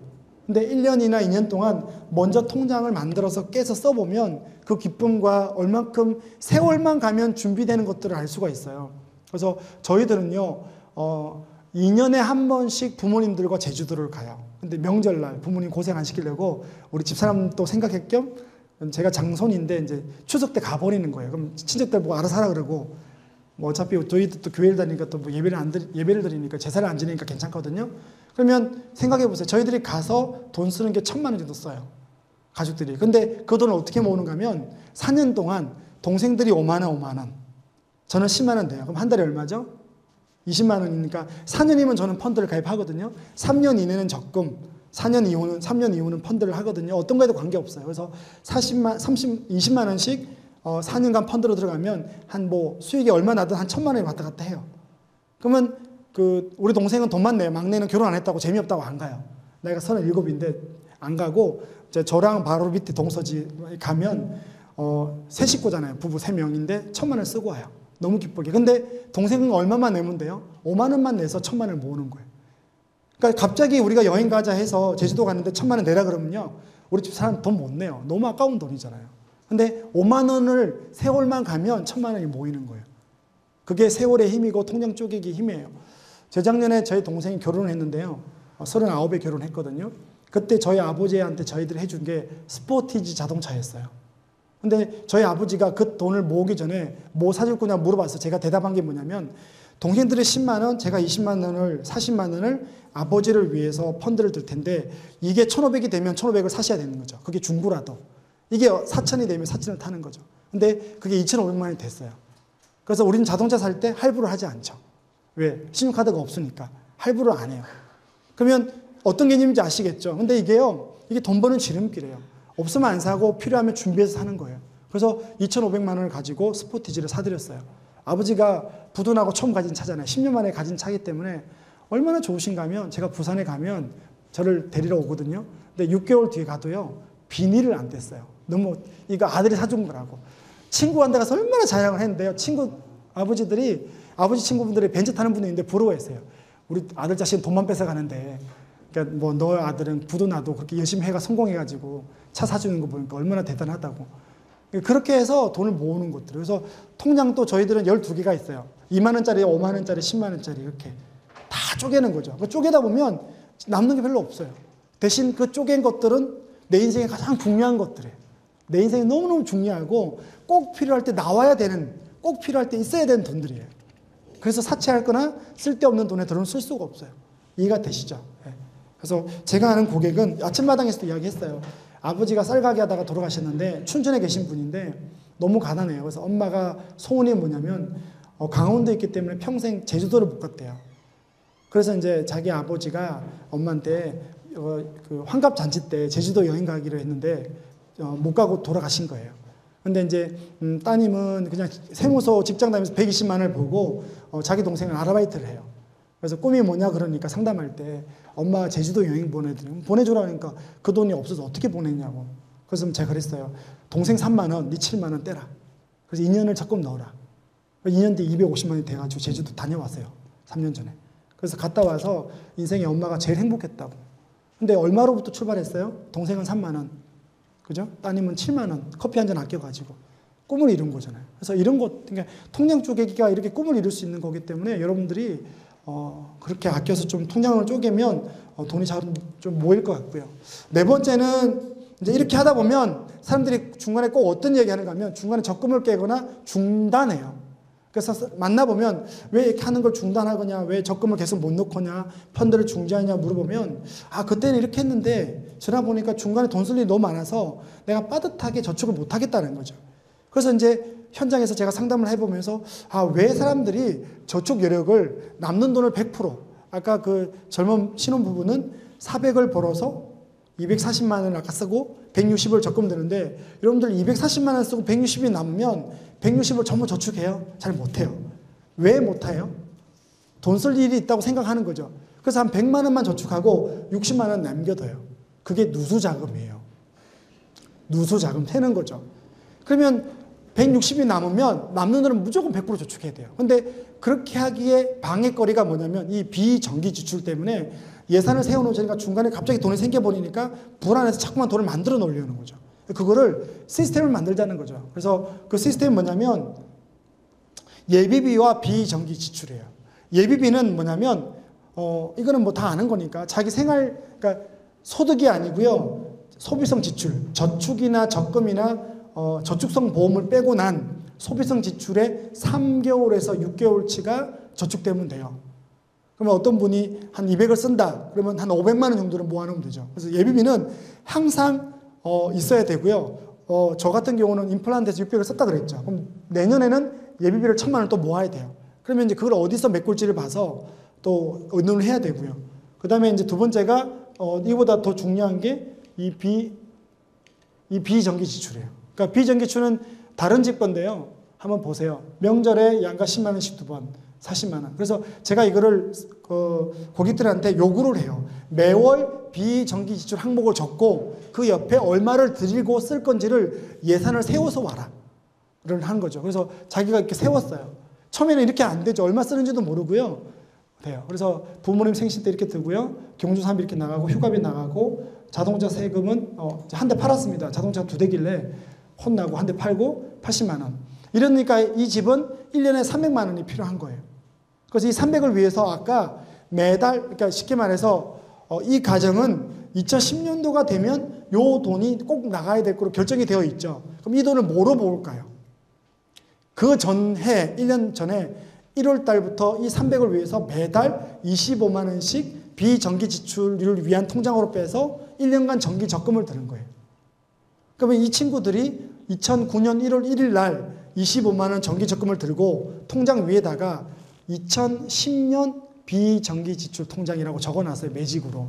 그러면 이 25만 원의 정기 적금이 12월 말 되면 나올 것이고 그 300만 원이 나온 거는 쓰임에다 넣어놓고 그 다음에 2010년도가 됐을 때 이 예산대로 집행만 하면 돼요. 좀 이해가 되세요? 어려우세요? 네, 좀 어려우면 눈치를 주세요. 무슨 소리 하는 거야? 이렇게 찡그리시기도 하고 그래 이게 소통이 되는 거거든요. 제가 보기에는 한 80%는 다 웃고 계세요. 그러니까 갑자기 다 웃으시는 분위기에 또. 이해가 되시죠? 근데 왜 이렇게 하는가 하면 누수 작업을 막기 위해서고요. 두 번째는 예비비, 그러니까 비정기 지출에 이런 예산을 세워야 갑자기 뭐 돈이 필요해도 막 안 쓰는 거예요. 네. 그래서 이대로 쓰고 물론 부모님이 더 필요하거나 내가 쓸 게 있으면 써도 되죠. 하지만 이것도 예산 세우기예요. 전부 다. 그래서 네 번째는 100% 저축을 하기 위해서는 비정기 지출 항목을 정하고 준비를 하자는 게 제 생각이에요. 죄송합니다. 이게 5단계가 빠졌죠. 5단계는 뭘까요? 이렇게 또 질문을 내서 맞추시면 책 한 권 드린다 그러면 위기를 넘어가는 거죠. 네. 5단계는 뭐냐면 급여날 이렇게 다 끝나고 나면 급여날이 됐을 때 통장에 제로로 만들기예요. 통장 제로 만들기. 무슨 말인가 하면 자 급여가 400에 들어왔어요. 그럼 내가 저축을 160 하기로 했어요. 그게 어디로 가는 건 관계없어요. 그러니까 오늘은 이게 적금 가느냐 펀드 가느냐가 중요하지 않아요. 시스템이에요. 그럼 240만 원 다 쓰고 그죠? 160이 다 빠져나가야 돼요. 뭐로? 통장 쪼개기로. 연금으로, 저축으로, 적금으로, 펀드로 통장의 주인을 찾아서 다 나가고 나면 급여날은 제로가 돼야 되는 거죠. 그러면 갑자기 쓸 돈은 예비비와 비정기 지출이 있는 거죠. 그래서 가능하면 자꾸 제로를 만드는 훈련들을 하는 것들이죠. 이까지가 5개. 한번 정리해 볼까요? 재무 시스템 7단계 중에 첫 번째가 뭐였죠? 예, 한 달 월급으로 사는 시스템을 만들자는 거죠. 자꾸 빚지지 말고. 그렇게 하기 위해서 실행해야 될 게 뭐였죠? 신용카드를 없애고 체크카드를 만들자는 거고 예산을 반드시 세워야 되는 거죠. 그리고 두 번째는요. 얼마 쓰는지 알고 쓴다는 거죠. 그래서 지출 내역을 다 공개하고 신용카드를 없애기 위해서는 해야 돼요. 그리고 세 번째는요. 그래서 남는 금액을 전부 저축하는데 통장을 쪼개자. 네 번째는요. 그것들이 유지되기 위해서 반드시 예비비와 비정기지출 항목을 정해서 준비하자. 그리고 다섯 번째는요. 그러고 나면 급여가 나오면 목표는 통장이 제로 만드는 게 그죠? 저축을 많이 하자는 거죠. 그러고 나서 이제 6단계는 점검하는 거예요. 그러니까 CM이 얼마 있는지 확인하고 예비비와 비정기지출 내가 더 쓰지 않았는지 300만 원 쓰기로 했는데 보니까 더 썼어요. 그러면 이제 예비비에서 땡긴든지 이렇게 준비를 하는 거죠. 그 다음에 하여튼 뭐 어떻게든 현금 흐름을 체크해서 점검하는 거고 7단계는요. 집에 가셔서 강의 듣고 다음 달이 아니고 내일부터 한번 해보시는 거예요. 근데 죄송한데요. 여기 우리 주부님들 제 강의 듣고요. 집에 가서 갑자기 또 오늘 뭐 이렇게 돈의 신이 내린 것처럼 막 흥분돼 좋아가지고요. 막 꿈을 가지고 집에 가서 갑자기 남편 보고 막 그러면요. 싸움 나요. 예, 지혜가 필요해요. 오늘 이런 이야기를 들었는데 여보 내가 책을 살 테니까 한번 읽어보라고. 특히 무뚝뚝한 남자들은 더 그래야 돼요. 그러면 책을 읽어보면서 이제 유도해야지 또 니는 내 말 안 듣고 다른 남자 이야기 듣는다고 막 또 그럴 수도 있고요. 우리 남편들도 마찬가지예요. 집에 가셔서 아내랑 책을 안 사도 돼요. 자꾸 책 광고하는 것 같아서. 이런 이야기를 들었는데 이렇게 해보자라고 이야기를 좀 하는 거죠. 그래서 좀 시작을 하세요. 제가 또 책 광고 할게요. 다음 달에 이 돈 걱정 없는 우리 집을 책을 보고 사람들이 실천하기 어렵다 그래서 실천편이 나와요. 다음 달에 나오는데 돈 걱정 없는 우리 집 플래너라고 나와서 가계부를 정말 쉽게 그래서 가계부 겸 제가 저자 코치 사례해가지고 책이 200페이지예요. 가계부인데 그래서 가계부도 쓰면서 월별로 잔소리 제가 하고 코치하고 이 시스템을 정착할 수 있도록 가이드를 상세하게 해줘요. 그래서 그것도 좀 도움이 나중에 좀 되실 거예요. 그래서 플래너가 11월 초나 중순에 나온다고 그러더라고요. 자, 이것들이 되고 나면 이제 160만 원 가지고 이제 어떻게 투자할 건지는 또 이야기해야죠. 이거 안 하고 집에 가면 또 뭐 들은 것도 없다 할까봐 또 좀 소스는 드려야 되니까 제가 오늘 미리 부탁드린 거는 1시간 반 20분 강의에 제가 부동산을 넣을 수가 없어요. 내 집 필요해요. 네, 보통 금융 쪽에서 강의하면 내 집보다는 자꾸 펀드나 보험하라고 하는데 저는 그렇게 생각 안 하고요. 가능하면 내 집에 대한 전략을 철저하게 짜서 저는 제가 제 고객들 주로 없는 서민들은 보금자리론이나 돈을 펀드로 모아서 목돈이 한 5천이나 1억이 쌓이면 지난 몇 년간 작은 다세대를 계속 해줬어요. 대신 이제 막 대박을 노리지 말고 안 되면 내가 들어가 살고 그 다음에 되면 기다리는 7년 기다리는 그런 지금도 있어요. 제가 작년 가을만 해도 장충동 이런 데는 다세대를 회사에서 몇 채를 사는 거거든요. 사서 고객들한테 이렇게 주는 건데 물론 회사도 수익을 남기겠죠. 그럼 집은 한 12평, 15평 되면 웬만큼 되고 그 장충동은 주위가 전부 재개발되기 때문에 앞으로 전세도 계속 올라가거든요. 그런 거 사도 되고요. 지금도 도남동 이런 데는 다세대도 괜찮아요. 2억 2천인데요. 전세가 1억 2천 하니까 2천만 원 대출 받으면 자기 돈 7천만 원, 8천만 원이면 대지 집은 13평에서 15평짜리 집도 넓어요. 방 3칸이거든요. 그런 거 하나 살 수 있어요. 그래서 이제 부동산은 자꾸만 이렇게 언론에서 말하는 건 주로 강남이잖아요. 그래서 없는 분들은 내 실정에 맞게끔 우리 아이들 어떻게 키울까. 그러니까 부동산은 그거예요. 제가 부동산 상담할 때 물어보는 게 자녀 교육이에요. 아이들이 어릴 때는 결국은 자녀 교육하는 곳으로 가야 돼요. 그래서 거기에 따라서 부동산이 정해지지 무조건 함부로 덤벼서는 안 되거든요. 그래서 자녀 교육을 어디서 할 거며 어디서 키우고 싶은지 주로 4, 5학년 되면 움직이잖아요. 그죠? 그러면 이제 아이가 어리면 10년 뒤에는 마련하자. 그러면 이제 물어보죠. 어디서 교육할 건지. 거기에 따라서 현금 흐름에서 해서 부채 비율을 정해가지고 그 다음에 이제 구체적으로 계속 좀 도와드리거든요. 그래서 좀 부동산은 제가 오늘 강의는 안 할게요. 시간이 없어서 못하고요. 그래서 찾아보시면 되고요. 지금은 집이 없는 분들은 혹시 나이가 좀 어리신 분들은 보금자리론 너무 좋고요. 앞으로 10년간 150만 호가 나오잖아요. 그래서 보금자리론 한번 해볼 필요가 있을 것 같고요.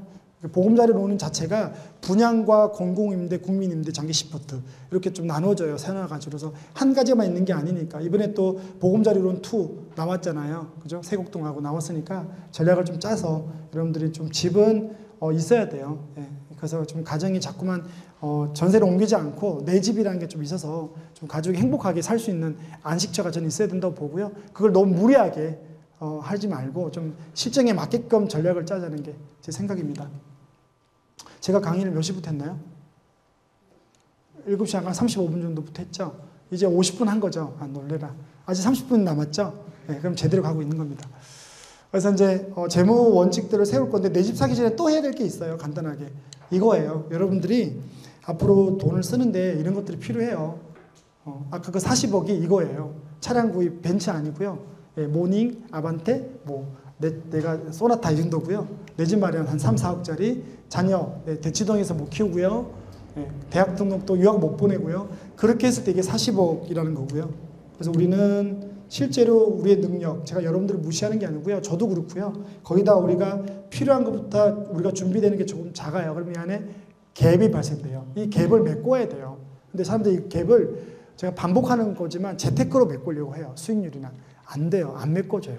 여러분들이 만약에 몇십억이 있는 분들은 세금과 재테크의 문제지만 우리가 연봉이 몇 억 안 되면 어떤 단순히 재테크의 문제는 아니에요. 첫 번째는 네 가지를 저는 이야기하고 싶고요. 지출 관리. 네, 지출 관리. 두 번째는 기회비용이나 구매 습관. 세 번째는 반드시 올바른 투자해야 돼요. 오늘 강의 듣고 가서 투자 안 하신 분들은 해야 돼요. 대안이 없어요. 투자를 하지 않으면. 그러고도 비어요. 어떻게 해요? 김우수 팀장 책을 보고 열심히 공부해서 내가 열심히 우리 가족과 연습해서 했는데도 돈이 부족해요. 어떻게 해요?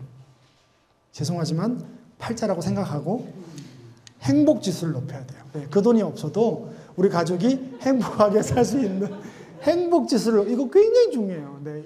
이게 여러분 두려워하지 마세요. 놀라워요. 우리 아내가 방앗간을 나올 때 2년 더 살만했다라고 이야기할 정도로 놀라워. 사람은 다 적응해요. 너무 두렵기 때문에 우리가 매여 사는 거기 때문에요.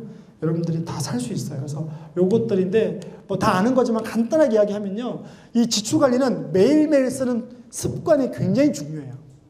그래서 제가 제 습관 중에 좋은 습관이 뭐냐면 차를 가지고 다니지 않는 거죠. 네, 차를 가지고 다니지 않으면 한 달에 기름값이 한 2~30만 원 절약이 되고요. 저는 착한 소비라고 하고 싶어요. 착한 소비. 예. 탄소도 적게 나오니까 앞으로 우리 자녀들에게도 도움이 되고 또 뭐가 좋은가 하면 제가 건강해지는 거죠. 네. 그래서 결국은 잘 보세요. 제가 건강하면 나중에 저희 장모님처럼 쓰러지지 않으면 제가 돈 모은 걸 지킬 수 있는 거죠. 네. 그게 전부 연결되니까 우습게 여기지 마시고요. 그래서 제가 제일 아까운 게 커피숍 가서 20분 잠깐 이야기하고, 그러니까 저희 여직원들이 연봉이 한 2,000에서 2,500인데요. 주로 밥 7,000원짜리 먹고요. 그 다음에 커피숍 가가지고 4,000원짜리 커피 마시는 거예요. 주로 그게 요즘 20대들의 문화예요. 월급 200만 원 받아가지고. 저는요, 김밥 카페 가서 3,000원짜리 김밥이나, 김밥 카페 평균 한 4~5,000원 하거든요. 그래서 7,000원짜리, 8,000원짜리 밥 못 먹겠어요. 너무 아까워서. 그래서 미네 구내식당 3,500원이거든요. 그거 먹고. 그래서 그렇게 저도 그렇게 하고요. 대신 저는 지출 관리를 잘하고 있는 것 같아요. 그래서 그렇게 우리가 좀 아낄 수 있고요. 한번 보세요. 커피 한 잔 아끼면 뭐 8%만 해도 30년, 20년이면 이렇게 돈이 아낄 수 있죠. 그래서 뭐 우습게 보면 안 돼요. 혹시 여기 계신 분 중에 자녀들이 초등학생 다니는 분 있나요? 초등학생이 안 된 분들이 나중에 대학 갈 때 그 자녀들 대학 등록금이 4년간 1억 5천이에요. 너무너무 큰 돈이라고요.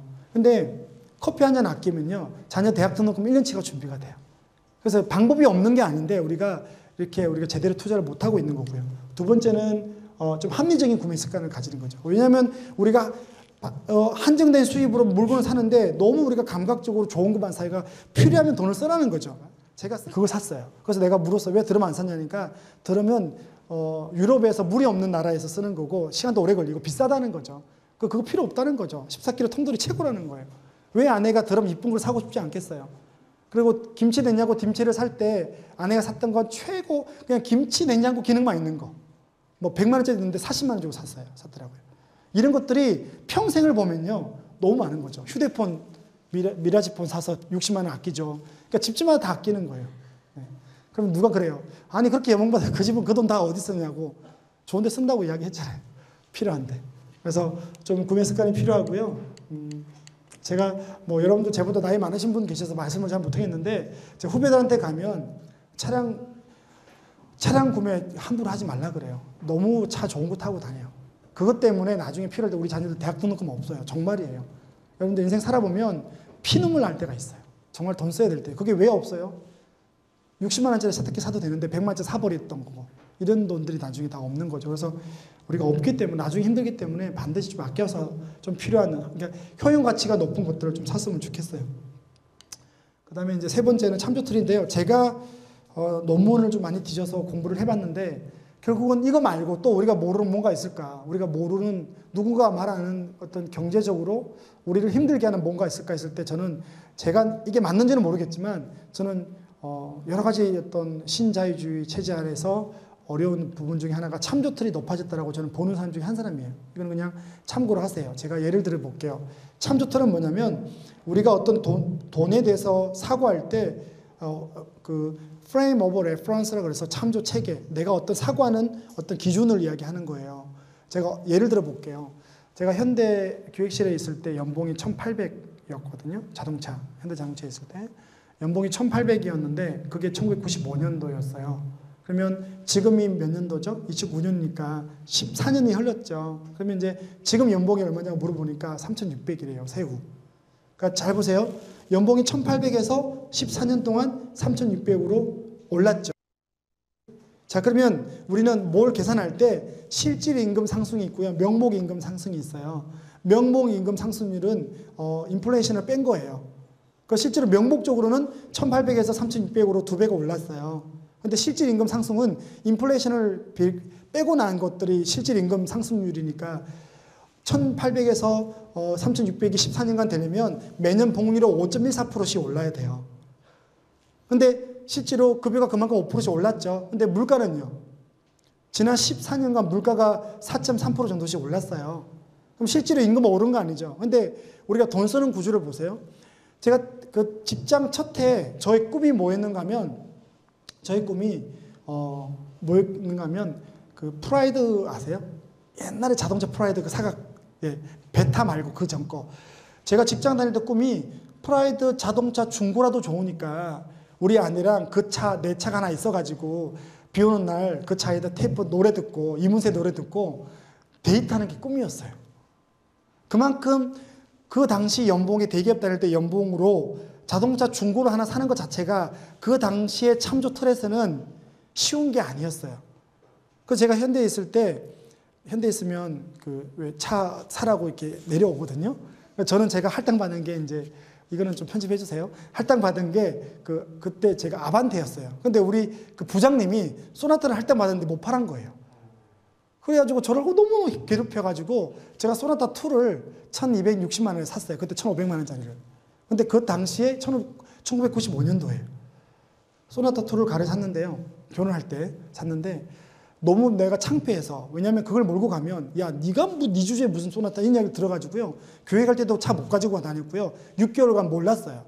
그만큼 그때 대기업 연봉을 받더라도 소나타라는 차 자체가 그 사회 참조 틀에서는 너무 사치한다는 거였어요.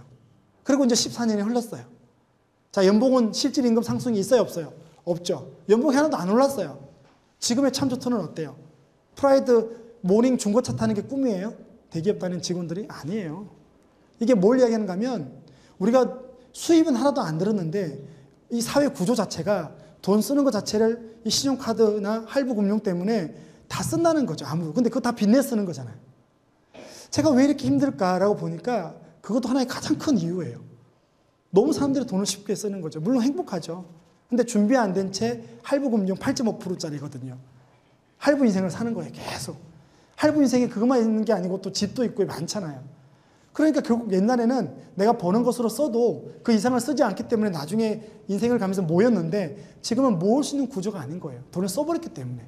이해가 좀 되세요? 그게 그거고요. 그러면 왜 사람들이 이렇게 참조 틀이 높아졌냐면 제가 결론부터 말씀드릴게요. 이게 논문 자료인데요. 여러분들 한번 손들어 볼까요? 세상 A와 B가 있는데요. 여러분은 35평에 살 수 있고요. 여러분 친구들은 45평에 살아요. 그게 세상 A라는 세상이고요. 그 다음에 여러분은 24평에 사는데 친구들은 18평에 살아요. 자, A라는 세상과 B라는 세상 살고 싶은 거 손 들어보세요. 손 안 들면 안 돼요. 다 들어야 돼요. 손 안 들면 살기 싫은 거예요. 세상 A에 살고 싶다. 손 들어보세요. 솔직하게. 네. 난 세상 B에 살고 싶다. 35은 필요 없고, 그래도 내 친구보단 좋아야 된다. 네. 이게 실제로 40, 50대 주부들과 성인들 했을 때 80%가 세상 B에 살고 싶은 거예요. 24평이 넓어요? 35평이 넓어요? 이게 넓죠. 근데 나는 어떻게 해요? 비교해서 친구보다는 좋은 데 살고 싶은 거죠. 근데 재밌는 게요. 제가 대학 강의 나가서 이걸 설문하면요. 90%가 여기 손들어요. 필요 없다는 거죠, 친구는. 나는 넓은 게 좋다는 거죠. 그게 때묻지 않고 순수해서 돈 맛을 모르는 학생들이었어요. 왜 그래요? 자, 또 하나. 휴가 길이. 똑같은 거예요. 세상 C는 나는 4주간 여행을 가는데 내 동료들은 6주를 가요. 근데 세상 D는 나는 2주 가는데 동료들은 1주 가요. 자, 세상 C 살고 싶다. 손 들어보세요. 자, 세상 D. 내가 아무리 짧더라도 그래도 내 친구보다는 내가 할 때 길게 가야 된다. 돈 들어보세요. 네. 이거는 실제로 손을 많이 안 드셨는데 이제 또 틀릴까 싶어서 세상 C가 많아요. 왜 그래요? 내가 여행 가는 거는 신경 안 쓴다는 거죠. 남이 어떤데 내가 사주고 가는 게 중요한 거죠. 이게 경제용어로 이거를 지위제라 그러고요. 밑에 걸 비지위제라 그래요. 지위제는 그러니까 예전에 집도 지위제가 아니었는데 어느 순간 집이 지위제가 됐고요. 이제는 자동차도 지위제인 거죠. 여자들에게 핸드백이나 구두는 지위제가 됐어요. 예전엔 지위제가 아니었기 때문에 그쪽 돈을 안 써도 될 돈이 지위제가 됐기 때문에 돈을 써야 되는 거예요. 근데 임금은 안 오르는 거죠. 이해가 되시죠? 예. 그리고 비지위제는 상관이 없는 거죠. 그러니까 어느 순간 우리 사회에 이런 재화와 용력이 전부 비지위제예요. 어떻게 사람 인생을 뭘 가졌냐가 평가받겠어요. 근데 사회가 신자유주의로 가면서 특히 이제 우리들의, 저는 뭐 어떤 정책적인 이야기를 하는 게 아니고요. 미국적인 어떤 사고는 질은 안 따지고 파이예요. 어떻게 사는지 중요하지 않고 무조건 많은 양을 가지면 좋아요. 그게 미국식 신자유주의고요. 유럽적은 파이는 중요하지 않고 질이에요. 그래서 뭐가 좋은지는 모르겠지만 이 두 가지가 크게 큰 경제학을 가지고, 이게 나중에 뭐 케인즈도 나오고 다 나오거든요. 하여튼 크게 보면 그래요. 그래서 우리가 미국식을 따라가고 일본식을 따라가다 보니까 질은 놓치고 전부 파이로 가기 때문에 무조건 지위제가 더 많아진 거죠. 그래서 입찰 경쟁을 하는 거예요. 집과 좋은 차를 타기 위해서 평생 할부금융으로. 그래서 이 집은 성공했어요. 왜냐하면 어르신들이 집을 하나 갖고 계셨다면 많이 올랐죠.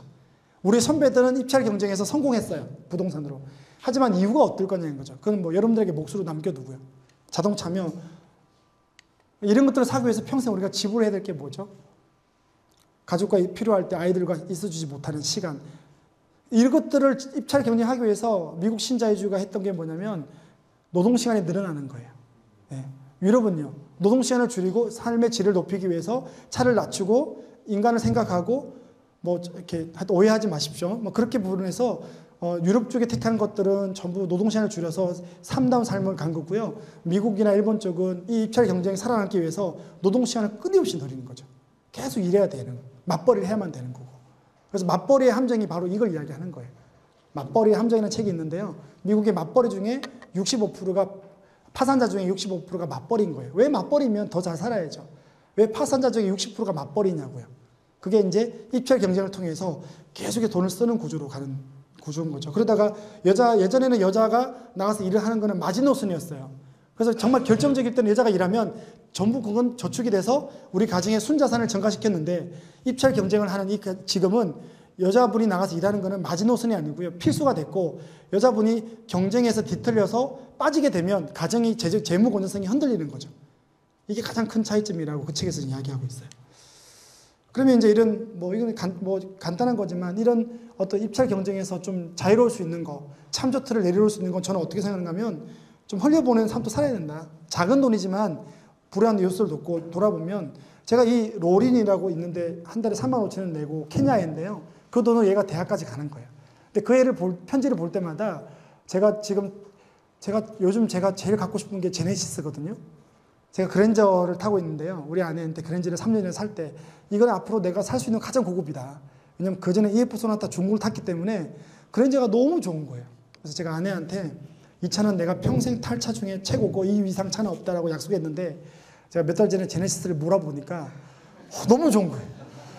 그래서 요즘 제 속으로 제네시스는 아직 이제 그랜저가 3년밖에 안 됐거든. 물론 제가 리스지만 그래서 아내한테 이미 어떻게 말하고 있는가 하면, 여보 리스가 3년 끝이니까 3년 끝나면 빨리 안 바꾸면 세금을 너무 많이 냈는데 연봉이 많아서, 그래서 이미 제네시스를 사고 싶은 욕구에 제가 전략을 짜고 있는 저를 바라보는 거죠. 근데 제네시스 없어도 되거든요. 사람이 그럼 제네시스를 타면 끝도 없겠죠. 벤츠는 어떨까요? 벤츠를 또 타겠죠. 그러면 저는 자꾸 지출을 해야 되는 거예요. 충분한데. 그래서 이런 걸 볼 때마다 제네시스를 막을 수 있는 게 이런 친구들의 어떤 편지예요. 어떤 그것도 필요하고, 이제 저축이나 투자. 사실은 여러분들이 제가 1시간 정도를 지금 다른 이야기를 했는데, 이런 이야기를 제가 하지 않고 제가 펀드 이야기나 뭐 보험 이야기나 부동산 이야기 하면요, 그건 누구한테나 들을 수 있는 이야기들이에요. 그래서 좀 저는 뭐 어쩔 수 없이 저의 독특한 색깔을 갖고 있는데요. 이것들이 되고 났을 때 우리가 하는 모든 저축과 펀드는 이제 의미가 있다고 저는 보여지고요. 이제 이야기를 해볼게요. 부동산 하지 않고요. 이제 20분 정도, 한 25분 이제 여러분들이 소스를 이제는 좀 정보를 얻어가는 거예요. 제가 이렇게 열심히 좋은 정보를 드리도록 해보겠습니다. 자, 그래서 이제 160만 원이 남거나 내가 자산이 생기면 몇 가지 포트폴리오를 짜는데, 첫 번째는 먼저 인생의 제목 그림을 또 그려야 되는 거죠. 아까 통장 쪼갤 때 여기에 포함되느냐, 여기에 포함되느냐, 여기에 포함되느냐를 먼저 적는 거예요. 그래서 이 그림을 그려보세요. 집에 가셔가지고요. 밑줄 쫙 긋고요. 여기다가 돈 쓸 걸 먼저 적는 거예요. 집에 가셔가지고. 5년 뒤에 우리 큰아이 대학, 8년 뒤에 우리 둘째 대학, 10년 뒤에 내 노후, 5년 뒤에 자동차 바꿀 거, 3년 뒤에 유럽 여행 다 쓰고요. 그 쓰는 거 옆에다가 전부 얼마 드는지 쓰는 거예요. 그리고 맨 위에다가 지금 남는 돈 100만 원 이렇게 적는 거죠. 그럼 다 보내야 돼. 그 많은 거 해야 돼요. 그럴 때 자, 여기 중요한 건 뭐냐면 자, 1년부터 3년은 뭐냐면 자, 여기를 이룰 통장을 어떤 상품으로 하느냐. 제일 중요한 건 투자 불가능 지역이라고 좀 써놓으세요. 3년 이내 통장, 3년 이내 돈 쓸 것들은 절대로 아무리 금리가 낮고 주가가 낮아서 주가가 오른다 하더라도 투자하면 안 되는 지역이에요. 그게 부동산이건 그게 땅이건 그게 펀드건 그게 주식이건 보험이면 더더욱 3년 이내는 뭐 하지 않는다? 투자하지 않는다는 원칙을 반드시 세우세요. 위험해요. 3년 이내면 몰라요. 하지 마세요. 네. 이걸 깨고 제가 아는 죄송합니다. 자꾸 교회 이야기를 해서 아는 교회의 장로님이 2007년도 10월 달에 오셨어요. 친구분이 회계사인데 제가 이렇게 한 10몇 억을 관리를 하고 있는데 2억을 들고 오셨어요. 2007년 10월 달에. 와서 저희 사무실에 오셔서 상담을 요청을 하고 어떻게 왔냐 그러니까 2억을 가지고 투자를 하고 싶다. 그래서 뭐 어디다 하고 싶냐 물어보니까 중국에 하고 싶대요. 그래서 이야기를 해보니까 그 회계사님이 2003년도 4년도에 제가 중국 펀드를 들여다봤거든요. 그러니까 강남 쪽은 굉장히 빨리 중국 펀드를 했어요. 사실은 오래전에 2020년 3년도에. 근데 그게 다 3배가 된 거예요. 2007년. 그래서 1억을 넣은 게 다 3, 4억이 돼서 원금은 놔두고 다 뺐어요. 그걸 듣고 온 거예요. 그래서 내가 물었어요. 뭐 중국 하는 건 나쁘지 않는데 지금 너무 꼭지고 빼고 있기 때문에 조금만 들어가야 된다. 아니면 나눠 넣어야 된다. 적립형으로. 근데 그 어르신 이 돈이 무슨 돈이냐 물어보니까 2억이라는 돈이 2년 뒤에 우리 아이들, 큰아들 결혼하는데 전세 자금이래요. 2억 가지고 송파에 전세금 준다고. 내가 당장 돌려보냈어요. 2억 가지고 안 된다고. 너무 위험하다고. 2년이면 안 되고 어르신이 만약에 투자금 2억 중에 한 5천만 원 정도 내가 한 5년 보고 넣어드리겠다고. 그래서 그냥 저축은행에 가서 제가 삼성동인데 바로 여 건너편에 솔로몬 저축은행이 있으니까 여기 가서 5천만 원씩 2개 사무엘에 넣고 또 현대 서비스에 가서 5천만 원씩 넣어서 예금자 보호 대행을 해라 하고 왔는데 일주일 뒤에 전화가 온 거예요. 여기 하나은행인데 아는 후배 뭐 이렇게 아들한테 차장인데 그 사람도 당신보다 더 유명하다고 하면서 중국 펀드 1억 브릭스 1억에 넣고 나오는 길이에요. 내가 절대 안 된다고 막 그렇게 했거든요. 그래서 회계사님 전화해서 그 말리라고 했는데 안 돼요. 그래서 올해 9월 10월이죠. 다음 달에 결혼을 하는데 지금 그게 얼마 됐겠어요? 좀 올라도 지금 1억 2천이 된 거죠. 예. 그러니까 사실 은행에서는요 2억을 들고 오면 물어 써야 돼요. 그러니까 지금 모든 금융이 그만큼 공급자 중심인 거죠. 그게 보험이건 그게 적금이건 그 사람의 인생은 물어보지도 않는 이게 문제죠. 1억 들고 오면 그 돈이 어떤 돈이며 그 다음에 어디에 쓸 거며 10억 중에 1억인지 물어야 돼요. 근데 왜? 그 사람한테 관심이 없는 거예요. 돈에만 관심이 있죠. 네, 그러다 보니까 3년 이내는 안 돼요. 네, 안 되고요. 그 다음에 3년부터 7년은 펀드와 적금이 골고루. 3년부터 10년은 투자가 가능한데요. 그걸 전부 다 또 펀드에서는 안 돼요. 적절하게 자산 배분 일어나야 되고요. 그 다음에 10년 뒤는 또 재밌어요. 10년 뒤는 적립식 펀드나 투자성 보험이고 여기는 저축 불가능 지역이에요. 이거 꼭 명심하세요. 그러니까 여기는 투자하면 안 되고요. 여기는 적금 들면 안 돼요.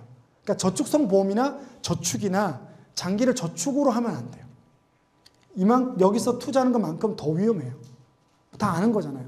제 고객이 2년 전에 1,500만 원을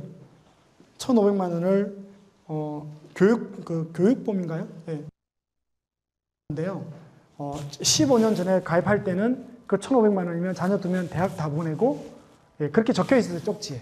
자녀 2명 대학 자금 200만 원 나오면 가족 4명이서 유럽 여행 마음 놓고 갔다 오라고 했어요. 근데 15년이 흘러서 그 1,500만 원 가지고 대학 1년치 대학 등록금 이화여대 갔거든요. 큰딸이. 둘째가 단국대 천안 캠퍼스를 갔어요. 그 돈을 계산해 보니까 이화여대 대학 등록금과 입학금 하고 2학기 등록금 하니까 1,270만 원이 나갔어요. 남는 게 없죠. 그게 뭐예요? 장기를 저축한 결과죠. 네. 그래서 반드시 이렇게 포트폴리오를 짜야 되고요. 뭐 금융 상품으로 보면 이런 게 있겠죠. 그래서 단기는 주로 저는 상호저축은행에 넣으라 그러고요. 돈이 많은 분들은 요즘 분리과세나 채권 같은 건 괜찮거든요. 트리플 B나 뭐 더블 A 이런 것들은 괜찮거든요. 그래서 채권이나 저축으로 가야 되고요. 중기는 펀드로 가야 되고 뭐 펀드도 자산 배분해야 되고요. 소득공제 펀드도 있겠죠. 장기주택 마련 저축이나 펀드도 있고요.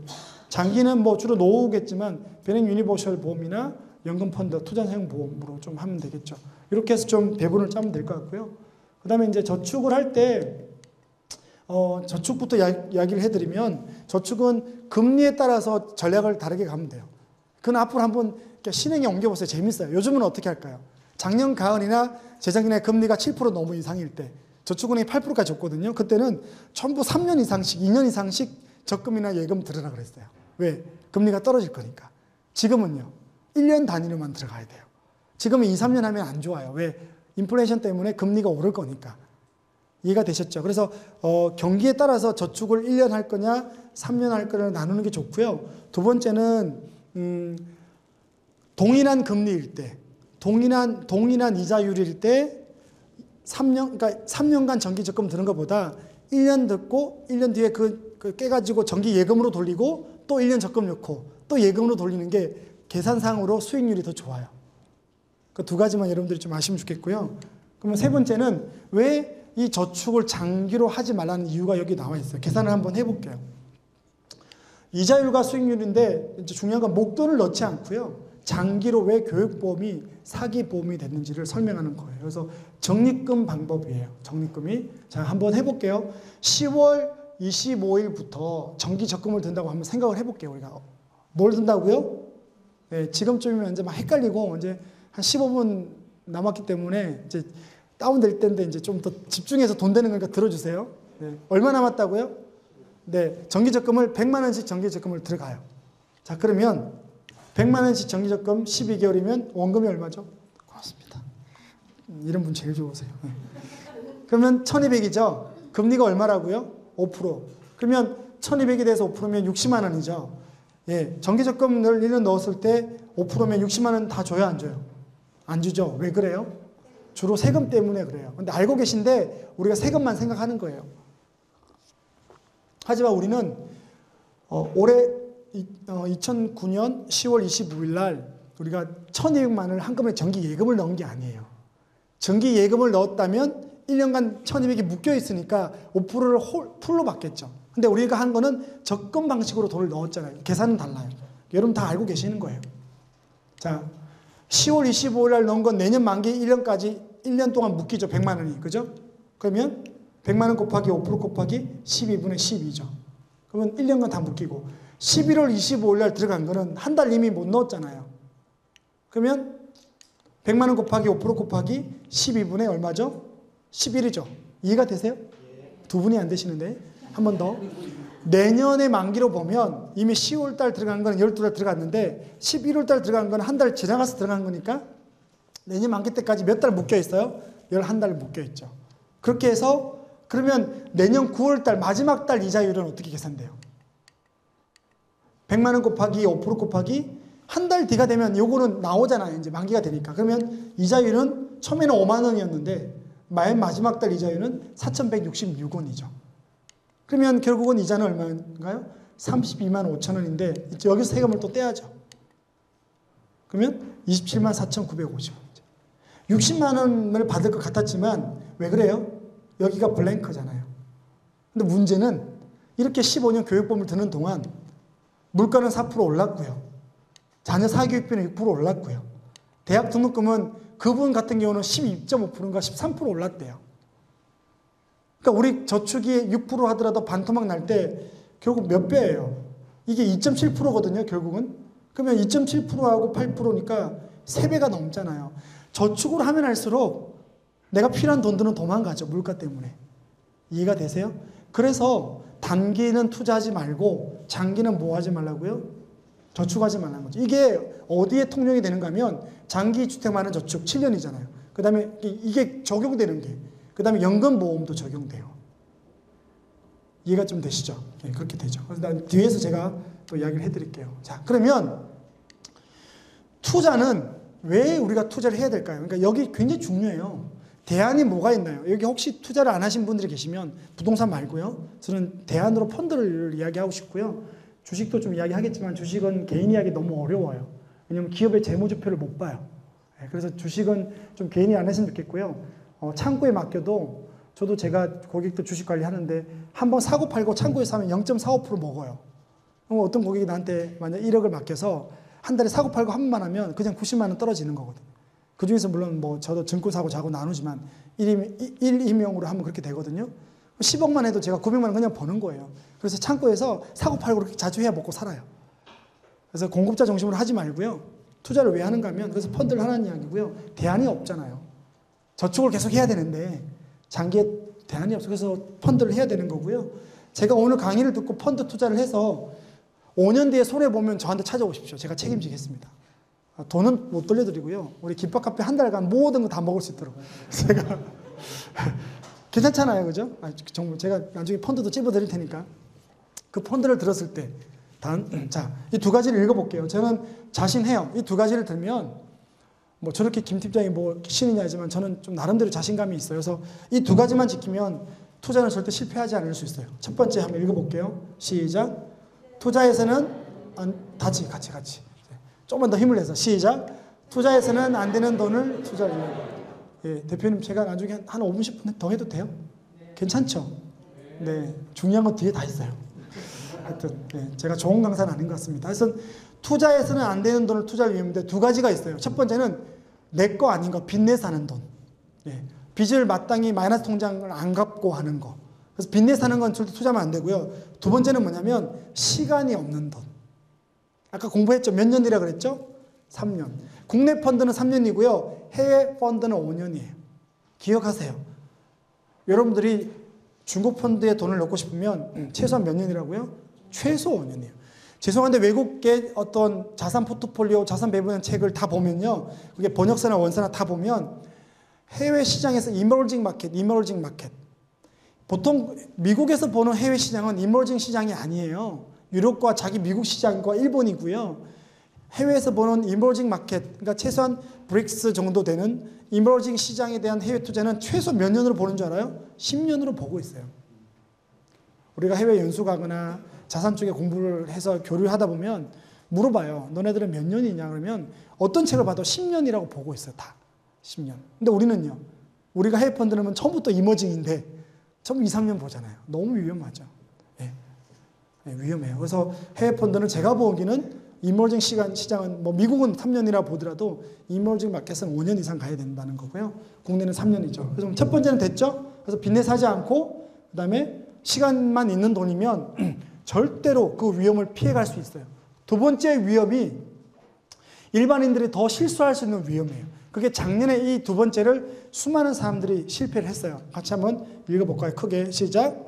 손해를 본 채 투자를 포기할 이게 더 커요. 정말이에요. 제가 지난주 목요일 날 김옥 무슨 사모님이라고 왔는데 이분은 지금 아직까지도 바이코리아를 갖고 있는 분이에요. 예, 이분이 저에게 저는 이분에게 배워요, 주식을. 왜냐하면 저는 이제 TMV에 온 지 8년밖에 안 되는데 이분은 이미 15년간 이런 걸 갖고 있어요. 펀드가 기본으로 10년 이상씩 갖고 있어요. 옮기지도 않아요. 디스커버리 1호, 2호, 인디펜던스 1호, 드림 타겟 다 갖고 있어요. 한 번도 안 깼어요. 근데 이분이 뭐라는가 하면 지난주 목요일이에요. 팀장님, 왜요? 사람들이 참 어리석어요. 이렇게 물론 또 강남 사모님이니까 말을 이렇게 해요. 우아하게. 왜요? 그러면 사람들이 지금 원금 됐다고 펀드를 깨고 있대요. 그러니까 필요해서 쓰면 괜찮은데 그게 아니고 이제 원금이 됐다고 이제 겁나서 빼는 거죠. 그럼 중요한 건 지금 빼서 어디에 넣어요? 은행 아닐 거예요? 3, 4년 뒤면 또 주식이 오를 건데 평생 그 짓을 하고 있는 거예요. 이러는 거예요. 그러면 이 사람들이 또 지금 환매해서 겨우 원금 돼서 깨거나 이익 받다고 깼잖아요. 그럼 그 돈이 어디로 가요? 은행으로 가죠. 쓸 거 아니면 그 돈은 계속 평생 투자해야 돼요. 투자는 평생이에요. 자기는 그냥 넣어둔다는 거죠. 그분도 5억 맡겨가지고 작년 펀드에서 한 1억 5천 날라갔는데 전화도 안 와요. 돈 더 넣을까요? 그래요. 왜? 15년 해봤거든요. IMF를 거치고 블랙 먼데이를 거치고 9.11 테러를 거치고 IT 버블을 거쳐서 이제 금융위기까지 왔어요. 알고 있는 거예요. 근데 서민들은 다 뺀다는 거예요. 그러면 그 돈이 어디로 가겠어요? 그럼 2년 뒤에는 또 주가가 오르면요. 또 주가 한 2,000 넘어보세요. 2,300 되면요. 몇 년인지 저는 모르죠. 모르는데 언젠가 그 뺐던 서민들이 은행 같은 돈인데 또 2,000 주가 넘어가면 안 들어올까요? 또 들어오죠. 이미 그들이 들어올 때는 이미 또 고쯤인 거죠. 그 떨어지면요. 또 중간에 빼죠. 평생 그러고 있는 거예요. 그래서 그분이 한 말이 투자는 평생인데 내가 그분은요 잘하는 게 중국을 넣어서 돈이 이익이 나면요 그 돈 빼서 남편 차 사주고요 필요한 거 써요. 부동산 투자하고. 그리고 또 필요 없으면 놔두는 거예요. 계속 더 놓고. 이해가 되셨죠? 근데 많은 서민들은 안 했던 사람들은 분명히 평생 투자하면요 앞으로 주가가 오르고 또 떨어질 거예요. 평생 한 5년 동안 사이클이 있어요. 그때마다 어떻게 돼요? 빼는 거예요. 작년에 주가가 이렇게 떨어질 때 기다렸어야 되죠. 아니면 계속 넣어야죠. 적립식 펀드는요 특히 더 넣어야 돼요. 그래서 주가가 2000일 때 들어갔던 사람 신문에 나왔잖아요. 주가가 2000일 때 들어갔던 사람이 1500 기준이에요. 1500일 때 매달 10만 원씩 넣었던 사람들은 이미 플러스 7% 8%가 났대요. 1300 이상이 될 때 주가가 이미 회복됐대. 왜? 계산해 보니까 평균 들어갔던 건 1300이 안 됐던 거예요. 주가 2000, 1800, 1500, 1300, 1200, 1980. 근데 중간에 1300, 400일 때 뺀 사람들은 주가가 1700이 넘어가야 1800이 넘어가야 수익이 나는 구조죠. 이해가 좀 되시죠? 네. 그래서 반드시 투자했을 때 손해를 보더라도 내가 문제가 없는 돈이고 시간이 있는 1번을 지켰다면 2번은 계속 가는 거예요. 언제까지? 내가 목적, 그 통장의 목적이 이룰 때까지 계속 가는 거나 아니면 이제 중국같이 너무 주가가 올라서 수익률이 막 100% 되면 돈을 빼는 거죠. 그때는. 그죠? 하여튼 요 두 가지만 지키면요. 여러분들이 절대로 실패 안 해요. 제가 장담을 해요. 자, 그러면 왜 제가 5년이면 괜찮은지 설명드릴게요. 지난 200년 경제사에서 아무리 어떤 위기가 오더라도 2년 이상 회복이 안 된 기간이 있었을까요? 없을까요? 있었어요. 유일하게 한 번 있었어요. 1929년부터 1935년까지 전 세계 대공황. 이때는 회복되는데 12년 정도 걸렸대요. 그러니까 10년이 넘어 걸렸어요. 그 다음에 또 회복이 안 된 게 어딨죠? 일본의 잃어버린 10년. 일본은 이야기해서는 안 돼요. 왜냐면요. 일본은 이게 오늘 제가 1200원 주고 제가 상관이죠. 이게 1200원 정도 하는데요. 마트에서. 이 1200원짜리가 만 원일 때 산 거예요. 일본은. 그러니까 이 가격의 적정 가치가 1200원이면 조금 비싸다 마다 하는데 이걸 얼마나 주고 샀다고요? 만 원 주고 샀어요. 일본의 주가가 최고 높을 때가 1980년 중반에 주가가 38,000포인트까지 갔었어요. 퍼가 얼마인가 하면 퍼가 200배가 넘었어요. 그리고 그 주가가 요즘 뭐 1000이 회복됐죠. 많이 회복됐죠. 그러면 다시 48,000까지 회복될까요? 안 되죠. 죄송하지만 미친 가격이었어요. 튤립 전쟁처럼 튤립이 한 송이 1000원짜리가 1000만 원 하던데 그 1000만 원을 회복 안 된 것처럼 일본은 예전처럼 회복이 안 되죠. 왜? 너무 고점이었으니까. 그걸 생각하면 안 돼요. 그 외에 우리가 생각하는 위기가 어떤 게 있었죠? 오일 쇼크, 70년 초에 1차 오일 쇼크, 2차 오일 쇼크, IT 버블, 그다음 IMF, 금융위기, 그죠? 9.11 테러, 블랙 먼데이, 1987년. 이런 모든 것들이 정상으로 회복되는데 걸리는 기간이 다 몇 년인 줄 아세요? 2년이 된 게 하나도 없어요. 그러니까 1년 6개월에서 2년만 기다리면 우리가 생각했던 모든 금융위기나 경제위기는 다 회복되는 거예요. 이해가 좀 되시죠? 왜냐하면 자본주의는요, 그게 4, 5년 가면 이게 안 되는 거예요. 그리고 대공황이 온다 하더라도 제가 보는 견해는 그때 대공황은 국제적으로 정책적으로 동조하기 힘들었는데 지금은 노하우가 있어요. 그러니까 통화를 풀어가지고 해결을 하죠. 지금 물론 이제 통화가 너무 많이 풀린 것도 문제죠, 지금. 하지만 그래서 5년이면 제가 보기에는 된다는 거예요. 5년이면 손해볼 수 없다는 거죠. 그래서 이제 펀드는 그렇게 하시면 돼요. 그래서 이거는 뭐 다 아는 자료들이긴 하지만 15년을 보면 15년을 투자 기간 20년을 보면 펀드는 주식은 15%만 떠 있고 1년으로 보면 표준 편차가 심하죠. 하지만 예금은 표준 편차가 없죠. 채권도 표준 편차가 있어요. 하지만 이게 미국뿐 아니고요. 전 세계 선진국 시장을 지난 200년을 조사해 보면 실제로 뭐 요 근래만 봐도 그렇고요. 미 재무성 채권이나 모든 채권의 평균은 5.2%인데 물가만 겨우 따라가는 거죠. 그래서 안 된다는 거죠. 그래서 장기로 투자하면 수익은 가지고 15%까지는 저는 보지 말고요. 우리가 투자해서 제가 얻을 수 있는 수익률이 한 8%부터 12% 정도를 보면 될 것 같아요. 그렇게 보면 되겠죠. 그래서 이렇게 해서 여러분들 투자를 하시고요. 그래서 투자는 또 제가 여기는 없는데요. 하나 더 알려드릴게요. 좀 적으세요. 목돈과 적금은 다르게 투자해야 돼요. 굉장히 조심해야 돼요. 사람들이 그거를 혼돈해 해요. 그러니까 매달 정기 적금 방법으로 들어가는 적립식 펀드는 가능하면 굉장히 공격적으로 가야 돼요. 굉장히 공격적으로. 왜? 매달 들어가니까 롤러코스터가 심한 게 좋아요. 표준 편차가 심한 게 좋아요. 그래서 매달 들어간 거는 무조건 주식형 펀드로 하는 거예요. 근데 나중에 내가 1,000만 원이나 1억이라는 돈이 목돈으로 있다. 앞으로 내가 한 100만 원씩 넣은 게 투자가 돼서 5천만 원 탔다. 그러면 목돈이 들어간 거는 철저하게 asset allocation, 그러니까 자산 배분을 해야 돼요. asset allocation은 뭐냐면 자산 배분은 채권과 주식의 비중을 몇 대 몇으로 가져갈지를 먼저 전략을 짜는 거예요. 그 전략은 지금의 주가가 높으냐 낮으냐를 경제 흐름을 봐서 지금 주가가 만약에 높다. 강창희 소장님께서 많이 말씀하시는 거예요. 왜냐하면 내가 만약에 주식과 채권 비중을 5대5로 했는데 주가가 2천까지 가서 비중을 보니까 1억을 넣어서 5대5 했는데 주식과 채권의 비중이 7대3이 돼버렸어요. 주가가 올라서. 그럼 어떻게 하라고요? 5대5로 맞추라는 거죠. 그럼 주식의 20%를 빼서 어디에 넣어요? 채권에 넣어서 밸런스를 맞추라는 거죠. 근데 앞으로 하다가 또 뭐 작년같이 주가가 떨어져가지고 5대5가 나의 전략인데 나의 투자 성향인데 채권이 8이 되고 주식이 2가 됐어요. 그럼 어떻게 하라고요? 채권을 돈을 빼서 어디다가 넣으라고요? 주식에 추가 넣어서 밸런스를 맞추라는 거죠. 이 두 가지만 평생 해도 사실은 손해보지 않는 거거든요. 사실은 이게 강창희 소장님 미래세 투자연구소 강창희 소장님하고 제가 강의 다니면 이야기를 많이 하세요. 그거 맞는 것 같아요. 대신 그게 어디서 왔는가 하면 자산 배분에서 온 거예요. 그리고 자기 투자 성향과 여러 가지를 봐서 1억이 들어가면 먼저 채권과 주식의 비중을 먼저 정하고 채권의 기대 수익과 주식의 기대 수익을 정해서 가중평균 수익을 내서 하는 거예요. 여러분들이 은행에 가서나 증권사 가서 1억을 맡길 때 그걸 해달라고 하면 자산 포트폴리오를 짜줘요. 그래서 마지막에 상품이 나와야 되는 거예요. 이해가 되셨죠? 그래서 기억해야 할 거는 적금이 들어가는 건 어떻게 한다고요? 예, 적금은 주식형으로 해야죠. 적금을 채권형으로 하는 사람이 없죠. 적금을 채권형으로 하면 바보예요. 근데 죄송한데요. 적금을 매달 정식 펀드를 채권으로 하면 바보인데 우리가 보험사의 연금은 변액연금을 해요. 제가 섞어서 해드리겠습니다. 왜냐하면 변액연금은 원금 보장이 되는 거예요. 뒤에서 제가 좀 더 이야기를 하겠지만 그래서 저는 좀 반대예요. 물론 이제 50대 분들은 이제 노후가 얼마 안 돼서 채권을 가져가야 되는데 20, 30대, 40대들은 저는 변액유니버셜이 개인적으로 좋은 것 같아요. 저도 큰 돈을 하고 있는데 저는 변액유니버셜을 하고 있어요. 뒤에서 조금 더 자세히 드리고요. 하여튼 그렇게 하면 되겠죠. 그것만 좀 기억하세요. 5년 이상 하고 적금형은 공격적으로 채권형은 거치형은 자산 배분을 한다. 됐죠. 그래서 제가 펀드 하나는 좀 찝어드릴게요. 어차피 뭐 안 나갈 거니까. 그래도 제가 8년간 고객 관리를 하면서 제일 좋아하는 펀드는요. 상품까지 찍어드릴게요. 그래야 하나 얻어가는 거잖아요. 팁이에요. 신형 밸류 고배당. 두 분만 안 해요.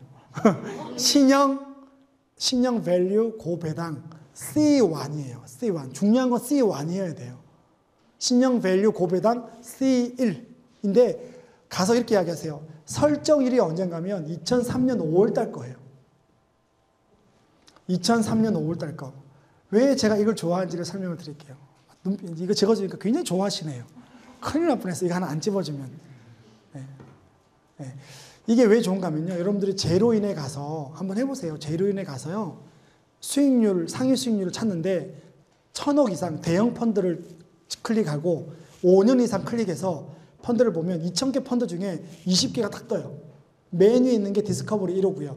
그 밑에가 미래에셋, 주림 타켓. 한 5위가 신형 마라톤, 한 7위가 신형 밸류 고배당 C1이에요. 근데 재밌는 거는요. 수익은 보세요. 어떤 게 좋은 펀드인가 하면 수익이 똑같이 10%예요. 근데 하나는 수익이 10%인데 위험이 8이에요. 예를 들어서. 하나는 수익이 10%인데 위험이 4예요. 그럼 어떤 걸 해야 될까요? 위험이 4를 해야죠. 위험이 낮은 거. 이게 뭐냐면 이게 샤프 지수예요. 표준 편차에 대해서 수익률 나눈 건데요. 샤프 지수는 높은 게 좋아요. 쉽게 말해서 이런 거예요. 다시 다르게 말하면 디스커버리는 수익률이 10%인데 위험이 8이고 신형 밸류 고배당은 수익률이 9%인데 위험이 3이에요. 그럼 디스커버리가 좋아요? 신형 밸류가 좋아요? 신형 밸류가 좋죠. 그게 샤프 지수가 높은 거가 좋아요. 이해가 되셨죠? 너무 좋아요. 샤프 지수가. 그러니까 위험은 낮고 그리고 배당주가 좋아요. 장기로 가죠. 그래서 저는 우리 아이들 대학 등록금을 어린이 펀드로 안 했고요. 배당주로 가요. 배당을 재배당 주는 거잖아요. 그죠? 지금은 주식 S-오일 같은 거 되게 좋아요. S-오일 오를 거예요. 기관들이나 이렇게 항상 그 배당받는 주식들은요. 10월부터 11월 초까지 올라요. 그리고 이제 고리락이 일어나면 그다음부터 떨어지죠. 12월 28일 정도 되면. 네, 하여튼 지금 S-오일 저도 샀어요. 그리고 남겨두는 거죠. 이렇게 사는 시점만 잡고 내년에 팔지 않아요. 언제 사는가만 정하면 되죠. 지금 사든지 아니면 골리락이 되면 또 사면 되고요. 그래서 2, 3년 이렇게 단기로 할 거는 골리락이 일어나고 나면 팔고요. 장기로 가져갈 거는 10월 달에 사는 거죠. 이런 것들이 좀 필요해요. 그러니까 주식을 사더라도 장기로 가져갈 거는 배당을 받는 게 좋잖아요. 그러면 10월 달에 사는 거고 단기로 가져갈 거는 골리락이 일어나고 나면 1월 초에 빠지거든요. 그럼 어차피 단타할 거니까 그럼 싸게 사서 파는 거죠. 싸게 사서 비쌀 때 파는 거죠. 하여튼 그런 전략들이 있고요. 신용밸류 고배당 C1은 왜 좋은가 하면 샤프 지수도 높고 베타도 굉장히 좋지만 펀드 보수, 펀드는 항상 그 선치 수수료가 있고 후치가 있고요. 펀드 총 보수가 있는데 일반적으로 펀드가 2.3% 정도가 일반 펀드 수수료거든요. 전부 통해서. 근데 신용밸류 고배당 C1은요. 펀드 보수가 전부 통틀어서 1.35예요. 장기로 가져가기 너무 좋아요. 인덱스만큼 좋아요. 인덱스 펀드가 보통 1.2에서 1.5%거든요. 인덱스 펀드만큼 좋아요. 그래서 그거는 꼭 가입을 하세요. 그래서 신용밸류 고배당은 장기로 가져가기가 너무 좋아요. 아니면 삼성 장기 배당도 굉장히 샤프 지수가 좋고 수익이 좋아요. 저는 근데 수수료 때문에 삼성 배당 장기 배당보다는 신용밸류 고배당 C1 2003년 5월달 설정된 거. 은행에 잘 없어요. 찾아보세요. 은행 가면 그거 안 팔고요. 신용밸류 고배당 C1인데 2006년도 설정된 거는요. 수수료가 2.3%예요. 선치 1%떼고 후치가 1.2예요. 그래서 2003년도 걸 하라고요. 좋은 정보 주셨죠? 그렇게 딱 은행 가서 이야기하면 은행이 야 고수가 왔다 그래가지고 함부로 못해요. 그 정도 이야기하면요. 되셨고요. 네. 그리고 해외는 제가 생각하는 거는 100을 기준으로 한 20% 이상 하지 마세요. 20, 30%를 하고 할 거면 브릭스로 하세요. 네. 그리고 이미 원자재 쪽은 WTI 중진료는 올해 초에 많이 들어갔어요. 올해 초에 WTI 중진료가 35불 넘어가기 전에 많이 들어갔고요. 원유나 특히 에너지 쪽은 들어갔고 지금은 80불 하니까 따라 들어가기 좀 그렇긴 한데 해외 펀드 중에 만약에 100만 원이 있으면 저는 이렇게 들겠어요. 20만 원은 친디아나 브릭스로 들어갔고요. 10만 원은 그 블랙록 그 원자재나 에너지 쪽이 있거든요. 그래서 앞으로 분명히 3년 뒤에는 원자재가 더 올라요. 더 오르고 대체 에너지 쪽은 하지 마세요. 그리고 혹시 여러분들 중에 삼성 글로벌 대체 에너지나 대체 에너지 펀드가 있으면 지금 빼야 돼요. 왜냐하면 대체 에너지는 어차피 원자재 쪽이 꼭지로 오르고 나서 올라가요. 그래서 삼성 글로벌 대체 에너지나 대체 에너지 펀드들이 2007년도에 나왔던 게 왜냐면 그때 달러가 WTI 중진료가 150불 넘어갔을 때 나왔어요. 왜? 대체 에너지니까. 시장에서 관심을 받죠. 원자재가 오르니까. 하지만 원자재가 떨어지고 경제 위기가 오고 인플레가 생기고 돈이 풀렸으니까 인플레가 생기는 3, 4년 이 인플레가 마무리되는 시점까지는 그 대체 에너지는 안 올라요. 그러니까 지금 빨리 빼서 기회비용상 다른 걸로 갔다가 손해가 보통 30% 넘어났거든요. 그래도 빼세요. 빼서 다른 쪽으로 넘어가는 게 기회비용이 좋고요. 다시 들어갈 것 같으면 원자재가 꼭지일 때. 그러니까 펀드도요. 시장에 따라서 자산 배분이 달라져야 되는데 이렇게 해야 돼요. 미국처럼. 배분. 뭐 들어가면 무조건 들어주는 게 아니고요. 근데 그런 전략이 펀드에 좀 유효하면 도움이 되겠죠. 그렇게 해서 좀 들어가면 되고요. 물펀드 이런 것도요. 지금은 아니죠. 물펀드는 10년 봐야 돼요. 대체 에너지는 항상 원자재 쪽에는 그 중진류가 꼭지일 때 200불까지 갈 때 다른 거는 오른다고 보시면 되고 지금 원자재가 오르기 때문에 대체 에너지는 안 올라요. 동유럽 펀드나 베트남 들어간 거는 가지고 계세요. 베트남이 뭐 불과 5, 6월 달에 주가가 250이었는데 지금 500 넘었잖아요. 그러니까 이머징 시장은 한번 오르면 금세 두세 배 되니까 놔두는 게 좀 좋아요. 그래서 해외 펀드는 전체 비중 중에 30% 이상 하지 말고요. 뭐 이렇게 중국 하나나 인도 하나 하지 말고 친디아나 브릭스로 가고 나머지는 에너지로 좀 10만 원 정도 펀드로 들어가는 거는 나쁘지 않다고 봐요. 이제 보험 이야기 하면 이제 끝나요. 보험 이야기는 할 얘기 너무 많은데요. 또 제가 혹시 여기 또 보험 쪽에 뭐 계신 분이나 혹시 제가 뭐 보험을 공격하고 싶은 건 아닌데 일단은 원칙적으로 좀 말씀을 드려서 오해가 없기를 바라고요. 보험은 제가 상담하면 뭐 저도 보험 설계를 8개월 동안 설계사로 일을 해봤고요. TMV에서 부동산이나 펀드나 제가 주식을 하면서도 보험도 우리 회사가 취급을 해요. 그래서 보험 쪽은 정말 상담을 해보니까 너무 많은 사람들이 보험은 평생 가입 전쟁이에요. 무슨 말인가 하면 원칙을 세워서 보험을 잘 가입하면 이후에 누가 오더라도 깨면 안 돼요. 이해가 되시죠? 왜냐하면 잘 들었으면 깨면 안 되죠. 유일하게 보험을 깰 게 의료 실비는 3년이나 5년마다 바뀌기 때문에 어차피 바뀔 거 좋은 거 갈아타도 돼요. 저도 후배한테 동양화재 손해보험을 들어줬거든요. 2003년도인가. 근데 그때는 처음에 보험은 의료실비가 800만 원이었어요. 총 의료실비 보장되는 질병의료비가. 입원 재비용, 수술비용, 뭐 병실료 해가지고 800이었는데 그게 2003년도인가 2002년도인가 3천만 원으로 바뀌었어요. 그때 갈아타면 되죠. 왜? 어차피 의료실비는 3년마다 보험료가 올라가요. 자동차 보험하고 똑같아요. 1년 뒤에 가입하고 다른 보험 들어도 되잖아요. 싼 거. 그래서 의료실비가 그런 거거든요. 그래서 3천만 원 보장받다가 작년에 1억짜리가 나왔잖아요. 그리고 금감위에서 너무 높다 그래서 올해 9월 말까지 해서 이제 5천만 원밖에 안 나온다고요. 그러면 좋은 거 살 때마다 갈아타는 건 좋죠. 그리고 80세에서 지금 몇 세예요? 지금 100세예요. 그러니까 우리가 살아가면서 유일하게 깨고 바꿀 거는 의료실비는 앞으로도 좋아지고 120세가 되면 바꾸라는 이야기죠. 이제 그 이야기고 나머지 보험은 한 번 가입하면 깨면 안 될 만큼 중요한 거고 잘 가입해야 돼요.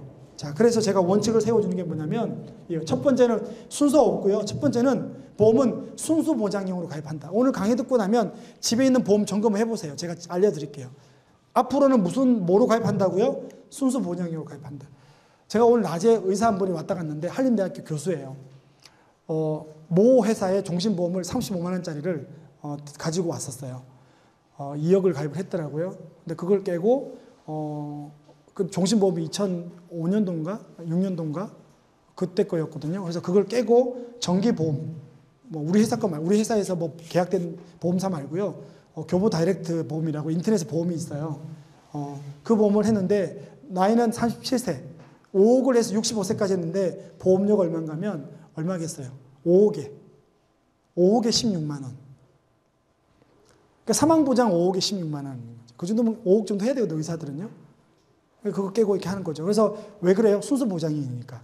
그러니까 만기 때 돈 받는 건 어차피 80세, 100세면요. 그 돈 아무런 가치가 없어요. 그래서 보험은 무조건 이렇게 하면 돼요. 만기 때 돈 없는 거, 다 날아가는 거 해주세요. 어르신들은 그런 거 싫어하잖아요, 만기 때.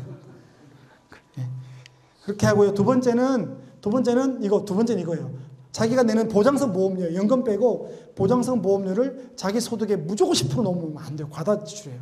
돈 쓸 거 많고요. 저축할 돈 너무 필요한 게 많아요. 그리고 제가 계산해보면 한 8%만 해도 충분해요. 10%를 넘을 수가 없어요. 아무리 보험을 짜도요. 정직하게 보험사 입장이 아니고 소비자 입장에서 보험을 짜면 10%면 정말 떡을 쳐요. 충분해요. 그래서 근데 내가 만약에 급여가 1,000만 원이면 100만 원까지 안 가요. 웬만한 40세 기준으로 40만 원은 안 넘어가요. 아무리 짜도. 그러면 이제 그걸 어떻게 짜는지를 해보드리면, 그럼 정해졌죠? 순수 본양형으로 하고 10% 안에 하면 금액이 정해지잖아요. 금액을 먼저 정해야 돼요. 만약에 여러분들이 남편 연봉이 급여가 내가 500이다. 그럼 얼마를 넘지 않아야 된다고요? 네, 최고 50이에요. 자동차 보험료까지 쳐서 해요. 자동차 보험료는 보험료 아닌가요? 그죠? 그러면 주로 8%죠, 8%.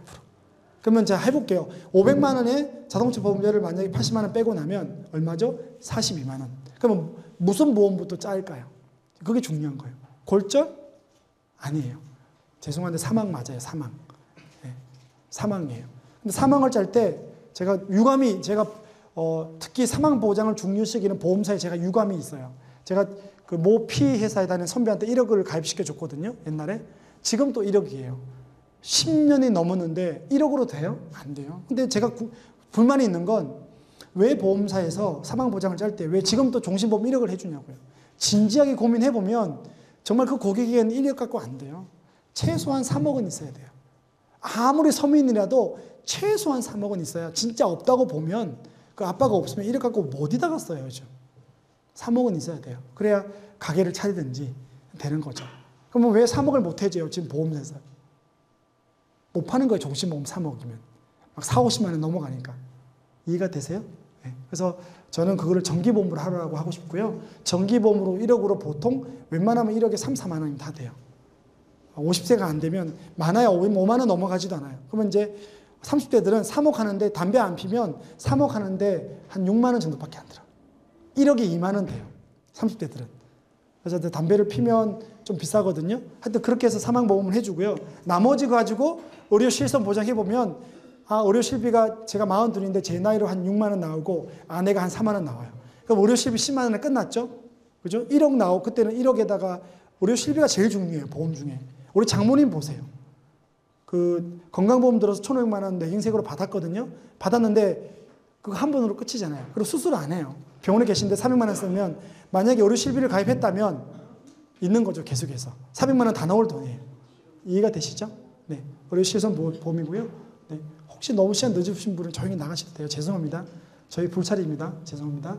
그 다음에 이제 암보험과 성인병. 이제 여기서 조심해야 돼요.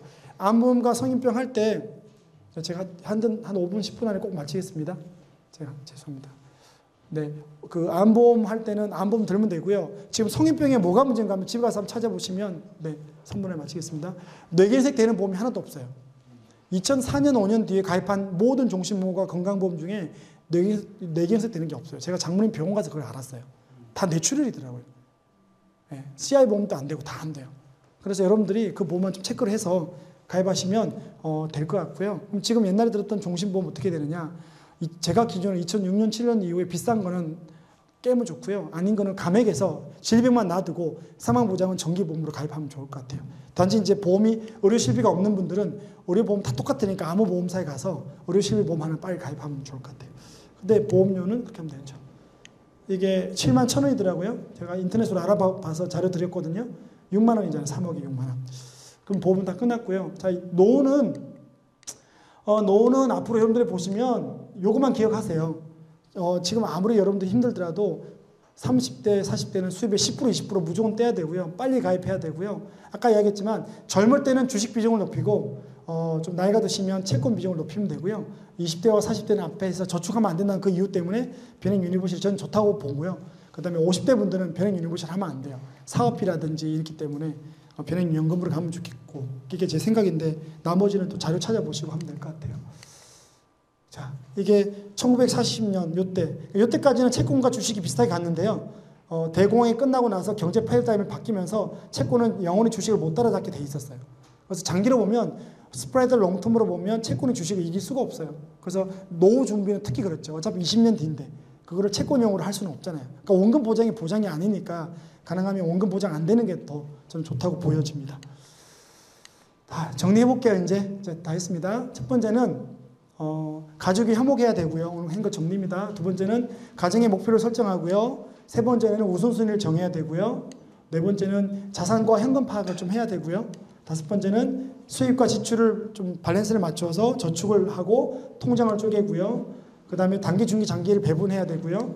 그 다음에 급여로 한 달 사는 시스템을 만들어야 되는 거죠.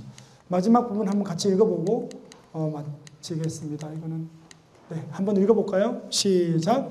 돈이 많아야 꼭 행복한 것은 아닙니다. 하지만 우리가 살아가면서 꼭 필요한 곳에 필요한 만큼의 돈은 있어야 합니다. 돈이 전부인 양 살아서도 안 되지만 정말 필요할 때 없는 것은 힘들고 어려운 일입니다. 적은 금액이라도 지혜롭게 관리하고 준비하면 지금이라도 늦지 않습니다. 경제적으로 어려운 시기에 올바른 재무 관리를 통해 좀 더 행복해지기를 바랍니다. 네, 좀 늦게 해서 죄송합니다. 고맙습니다.